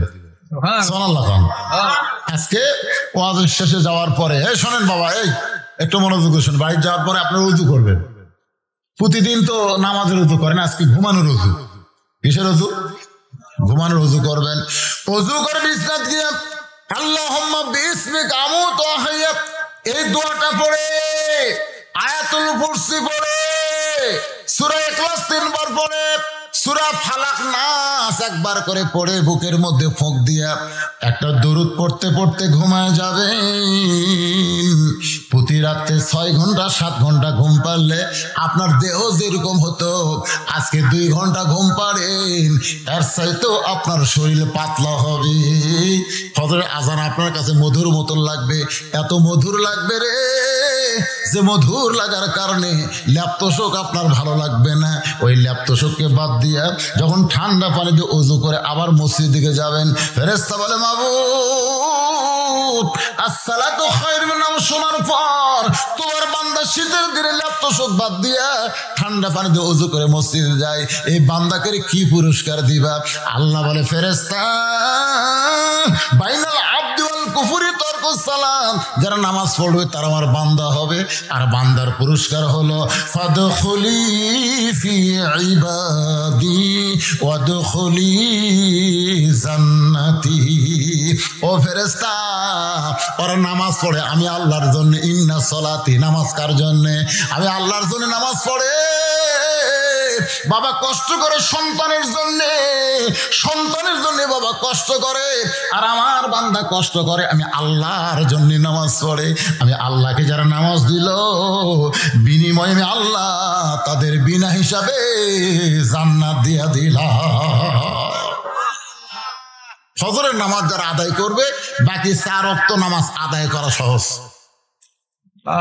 খালি ফজরটা আপনি আদায় করেন ঠিক মতো, বাকি 4 ওয়াক্ত আল্লাহ আপনার জন্য সহজ করে দিবে। ভাইজান, যদি আল্লাহ রাসূল পাবার চাই, কোনো দিকে যাওয়ার দরকার নাই, 5 ওয়াক্ত নামাজ ধরবো। ভাই রাজি আছেন সবাই? আলহামদুলিল্লাহ। একটু মনোযোগ দিয়ে কথাগুলো খেয়াল করবেন। এখন আসেন চটফট করে বলতেছি। 13 বছর 6 মাস বয়সের ছেলে নাস্তিকদের 6টা প্রশ্নের উত্তর দিয়েছে। ছেলেটার নাম হলো আবু হানিফা রহমতুল্লাহ আলাইহি। আসলে ওনার নাম আবু হানিফা না, ওনার নাম হলো নোমান ইবনে সাবেত। হ্যাঁ, নাস্তিকদের সামনে গিয়ে বলতেছে, ওরা তো নাস্তিকেরা বোঝেন না, গোটা বিশ্ব নিয়ে আছে। নাস্তিকদের বলতে এখন সভাপতি চেয়ারে বসতে হবে, ভাই তোরকে আল্লাহ কুটিরে আল্লাহ দেখার লাগবে, তোরকে আল্লাহ কোন দিক হয়ে বসে থাকে, আল্লাহ ঢপ কেমন, আল্লাহর আগে কি আসছিল, তোদের নবী কোন দরজা দিয়ে আল্লাহর বাড়িতে গেল। আল্লাহ ব্যাপারে 5টা, নবী ব্যাপারে 1টা প্রশ্ন করেছে। আবু হানিফা বলতেছে, রে নাস্তিকদের সভাপতি, তুমি যে 6টা প্রশ্ন করতে, তুমি কি উত্তর জানো? নাস্তিকদের যিনি সভাপতি বোঝেন না, হচ্ছে আমি তো প্রশ্ন জানি উত্তর জানি না। আবু হানিফা বলতেছে, আমি প্রশ্নও জানি উত্তর জানি। এখন বলো, এই যত মানুষ এখানে আছে সবচাইতে দামি কে? সমস্ত লোকেরা বলতেছে যে প্রশ্ন জানি উত্তর জানি, সে সবচাইতে দামি। আবু হানিফা বলতেছে, তাহলে ওই যে চেয়ারত বসা আছে ওই খালি প্রশ্ন জানে, আর আমি উত্তর জানি, প্রশ্ন জানি। এখন বলো চেয়ারত বসবি কে? সমস্ত লোকেরা বলতেছে যে প্রশ্ন জানে উত্তর জানি, সেই চেয়ারত বসবে। সবাই এক বাক্যে বলছে, সভাপতি চেয়ার থেকে নাম, কারণ তুইও যা আমরাও তাই, তুইও প্রশ্ন জানিস, আমরাও প্রশ্ন জানি, খামাখা চেয়ার গরম কাজ কেন? সভাপতি যখন নেমে গেছে, এমন সময় 13 বছর 6 মাস বয়সের কিশোর ছেলে চেয়ারে বসে বলতেছে, নাস্তিকেরা তোমরা প্রশ্ন করেছিলে মুসলমানের আল্লাহ এখন কি করে? মুসলমানের আল্লাহ সভাপতিকে ঘাট থেকে নামায় দিল, আর রহমতের হাত দিয়া ছোট বাচ্চাকে চেয়ারে বসাইল। তো ইজ্জুমান তাশা পড়েন, তো ইজ্জুমান তাশা অত জিল্লুমান তাশা বিয়াদিকাল খায়র ইন্নাকা আলা কুল্লি শাইইন কাদির। এ নাস্তিকেরা, তোমরা 2 নম্বর প্রশ্ন করেছো, আল্লাহ কোথায় আছে? আল্লাহ দেখান লাগবে। আয় আল্লাহ দেখায়, আয়। এক নাস্তিক সাহস করে আল্লাহ দেখার জন্য আসতেছে। কি দেখার জন্য?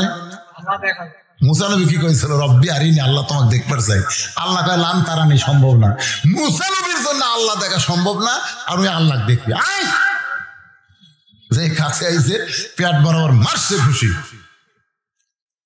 নাস্তিক চিল্লাকে আমার মারিস কেন? কান সারা বরাবর মারছে চর। নাস্তিক চিল্লাকে এখন মারো কেন? আবু হানিফা বলতেছে, মারলে কি হয়? মারলে লাগে, মারলে তোমার লাগে, তুমি বোঝো কেমনে? বলে আমি জীবিত মানুষ, আমি জীবিত মানুষ, সেই জন্যই বুঝি। আবু হানিফা বলতেছে, রে নাস্তিক, তুমি জীবিত মানুষ, তোমার জীবন কোথায়? তুমি কি জীবন কোনোদিন দেখছ? নাস্তিক বলতেছে, জীবন দেখা লাগে না, জীবিত মানুষ বিশ্বাস করে জীবন তার দেহের মধ্যে আছে। আবু হানিফা বলে, নাস্তিকরা শোনো, জীবিত মানুষ যেমন বিশ্বাস করে জীবন তার দেহের মধ্যে আছে, যারা লা ইলাহা ইল্লাল্লাহ পড়েছে তারা আল্লাহ দেখে না, তারা বিশ্বাস করে আল্লাহ গোটা বিশ্ব জগৎ মিলে রয়েছে। এ নাস্তিকেরা, তোমরা প্রশ্ন করেছো মুসলমানের নবী কোন দরজা দিয়ে আল্লাহর বাড়িতে গেছে? দরজা দেখবে, আসো। নাস্তিকেরা বলতেছে, না বাবা, একজন কাছে যা, পিটুর কাছে, আর আমি যাবো না। ছেলেটা বলতেছে, পিটুর হবে না, বলো আসো, আমি ওয়াদা দিলাম, সব উত্তরে মার নাই। এবার নাস্তিকদের একজন দৌড়াইছে কোন দরজা দিয়ে নবী আল্লাহর কাছে গেছে, দরজা দেখার জন্যে। বাজান 22 দিন পরে বাচ্চা হয়, 20 দিনের মাথায় একটা ডিম মুরগির তল থেকে নিয়ে এসে নাস্তিকদের কানে ধরে, দেখো তো কি হয়। বলে ডিমের মধ্যে বাচ্চা চিঁচু করতেছে। আবু হানিফা বলে বাচ্চা নাই, বলে আছে। নাই বাচ্চা কয় আছে। কোন দিকটা বাচ্চা ঢুকলো? এই ডিমের মধ্যে বাচ্চা কোন দিকটা ঢুকলো? নাস্তিক উল্টায় পাল্টায় বলে ডিমের তো কোনো দরজা নাই, তাহলে বাচ্চা কেমনে ঢুকলো? আবু হানিফা বলে পাগল রে, একটা মুরগির মধ্যে ডিমের বাচ্চা ঢুকতে দরজা লাগে না। আর নবী আল্লাহর কাছে যাবে, কাফের বেঈমান দরজা খোঁজে, কিন্তু মুসলমান কোনোদিন দরজা খোঁজে না। নাস্তিক, তোমরা প্রশ্ন করেছো আল্লাহ নাকি কে ছিল? তোমরা কি গুনবার পারো? বলে হ্যাঁ পারি। তাহলে কোনো 1 2 3 4 5 6 হয় না ভালো করে কোনো? 1 2 3 4 5 কয় না ভালো করে কোনো? সমস্ত নাস্তিক চিল্লায় বলে রে ছোট্ট ছেলে, তুমি গণনা করতে বলো, আমরা 1 থেকে গণনা শুরু করি, গণনার মধ্যে তুমি কোথায় ভুল দেখতে পাও? আবু হানিফা বলতেছে যতবার গণনা করতে বলি 1 থেকে গণনা শুরু করো, 1-এর আগে কি আছে সেইটা কেন বলো না? সমস্ত নাস্তিক চিল্লায় বলে 1-এর আগে কিছুই নাই, কিছুই থাকতে পারে না। তাহলে শোনো, কুলহু আল্লাহু আহাদ আল্লাহুস সামাদ লাম ইয়ালিদ ওয়া লাম ইউলাদ ওয়া লাম ইয়াকুল লাহু কুফুয়ান আহাদ। আমার আল্লাহর আগে এই পৃথিবীতে কিছুই ছিল না। সুবহানাল্লাহ, জোরে গান। তোমরা প্রশ্ন করেছো আল্লাহ কোন দিক হয়ে বসে আছে, আল্লাহ ঢপ কেমন? তিনি একটা মোমবাতি জ্বলায় বললেন রে নাস্তিকেরা, তাকায় দেখো তো আলো কোন দিকে, আলো কোন দিকে? সমস্ত নাস্তিক বলে আলোর কোনো দিক নাই। আবু হানিফা বললেন আল্লাহু নূরুস সামাওয়াতি ওয়াল আরদ, আল্লাহ হচ্ছে আসমান জমিনের আলো। এক আয়াত দিয়ে নাস্তিকদের 2টা প্রশ্নের উত্তর হয়ে গেল। সুবহানাল্লাহ। আজকের আলোচনার ভিতর দিয়ে এই ফিকহি বিষয়টা আমি আপনাদের সামনে উপস্থাপন করলাম। নিচে খেয়ার উপরে ছায়ানা, এটা যদি বেহেশতের বাগান হয় তাহলে বেহেশত খুব একটা ভালো না। বেহেশত পাইতে গেলে আমলের মাধ্যমে পাইতে হয়, আর আমল করতে গেলে শান্তির মাধ্যমে হবে না। আল্লাহ বলেছেন ওয়ালা নাবলুওয়ান্নাকুম বিশাইইম মিনাল খাউফি ওয়াল জুই ওয়া নাকসিম মিনাল আমওয়ালি ওয়াল আনফুসি ওয়াস সামারাতি ওয়া বাশশিরিস সাবিরিন। বলবে নিচে খেয়ার উপরে ছাবে না। এই জায়গা যদি আমরা না বুঝতাম তাহলে জান্নাতের আমলের ওয়াজ শুনতে পারতাম না। আর জান্নাতের আমলের ওয়াজ শুনে আমল করার কারণে ওই পাহাড়ের মাধ্যমে আল্লাহ আমাকে জান্নাত দিয়ে দিছে। ধরে বলেন কথা ঠিক কিনা? তাই জান আল্লাহ আমাদের সবাইকে কথা মতো যে কথাগুলো বললাম এর মধ্যে আমলযোগ্য কথাগুলো গ্রহণ করে আমল করার তৌফিক দান করুক। সকলে বলে আল্লাহুম্মা আমিন।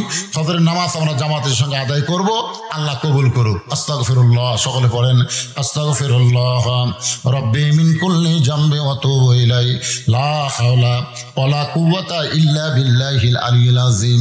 আল্লাহুম্মা সাল্লি আলা সাইয়্যিদিনা শাফিনা নাবিয়িনা মাওলানা মুহাম্মদ ওয়া আলা আলিহি ওয়া সাহবিহি ওয়া বারাক সাল্লিম। আল্লাহুম্মা আমিন। আল্লাহুম্মা আনতাস সালাম ওয়া মিনকাস সালাম তাবারাকতা ইয়া যাল জালালি ওয়াল ইকরাম। আয় আল্লাহ, সেই মাগরিবের নামাজের পর থেকে এই গভীর রাত পর্যন্ত তোমার পাগল বান্দা বান্দিরা আরামের বাড়ি আরামের ঘুমকে বাদ দিয়া কোরআন হাদিসের মহব্বত কলিজার মধ্যে নিয়া এই জান্নাতের বাগানে বসে বসে কোরআন হাদিসের আলোচনা শোনার শেষে আমি গুনাহগারের সঙ্গে রহমতের দরজায় ফকির হয়ে দোকানা হাত তুলেছে। আল্লাহ মেহেরবানি করে আজকের মাহফিল আমাদের সকলের হিদায়াতের জন্যে, নাজাতের জন্যে, জান্নাতের জন্যে কবুল করো।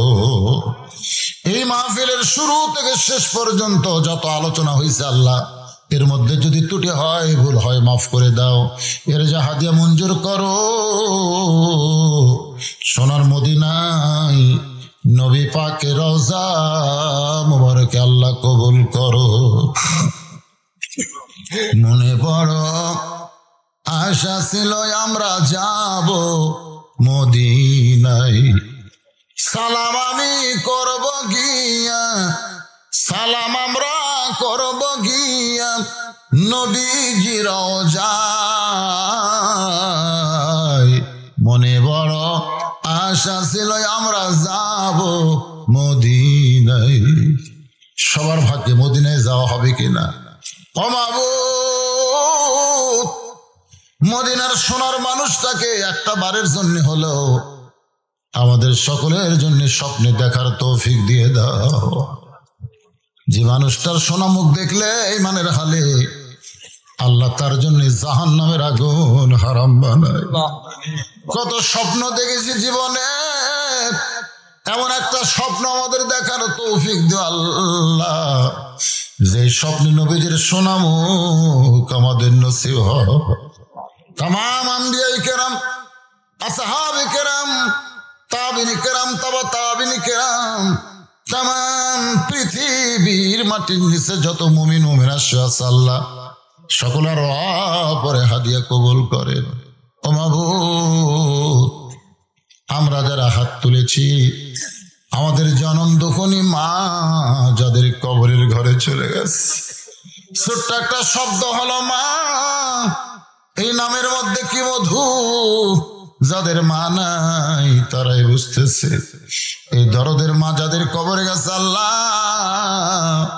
মেহেরবানি করে মায়ের কবরটাকে জান্নাতের টুকরা বানিয়ে দাও। বাবার বাড়ি ঘর সবই আছে, আমি সহ আমরা যারা বাবা হারিয়ে হয়ে গেছি আল্লাহ মেহেরবানি করে বাবার কবর জান্নাতের টুকরা বানাও। আমাদের দাদা আত্মীয় স্বজন শ্বশুর শাশুড়ি যাদের কবরে গেছে আল্লাহ কবরবাসীদের মাফ করে দাও। এই মাদ্রাসাকে কিয়ামত পর্যন্ত কবুল করো।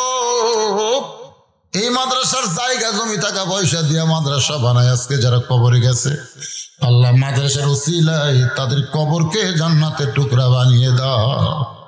আল্লাহ আজ যারা মাদ্রাসার মহব্বতে নগদে বাকিতে দান করেছে আল্লাহ সকলের দানগুলোকে জান্নাতের বিনিময় হিসেবে তুমি কবুল করো। আল্লাহ আজকের মাহফিলের সম্মানিত দুইজন সভাপতিকে আল্লাহ তুমি কবুল করো। আয় আল্লাহ তাআলা আজকের মাহফিলের আলেম ওলামাদের কবুল করো, হাজী সাহেবদের কবুল করো। আল্লাহ পর্দার অন্তরালের মা বোনেরা আবিদা সালিহা পর্দানিসি কবুল করে মা ফাতেমার চরিত্র দান করো। আমি সহ আমরা যারা অসুস্থ হয়ে হাত তুলেছি আল্লাহ সবাইকে সুস্থতা দান করো। মাদ্রাসার ম্যানেজিং কমিটিকে আল্লাহ কবুল করো, দাতা সদস্যদের আল্লাহ কবুল করো।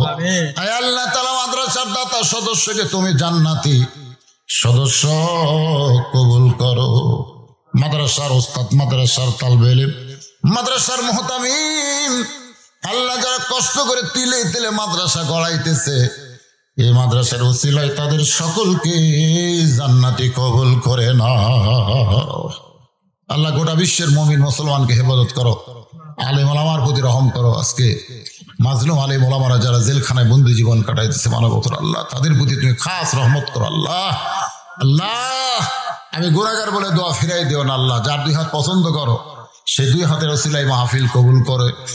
মৃত্যু যেদিন হবে দিনটা যেন জুমার দিন হয়, মাসটা যেন রমজান মাস হয়, ইমানের সাথে ইজ্জতের সাথে এই দুনিয়া থেকে বিদায় নেওয়ার কালে আমাদের জবানে জারি করে দিও লা ইলাহা ইল্লাল্লাহু মুহাম্মাদুর রাসূলুল্লাহ সাল্লাল্লাহু আলাইহি ওয়াসাল্লাম।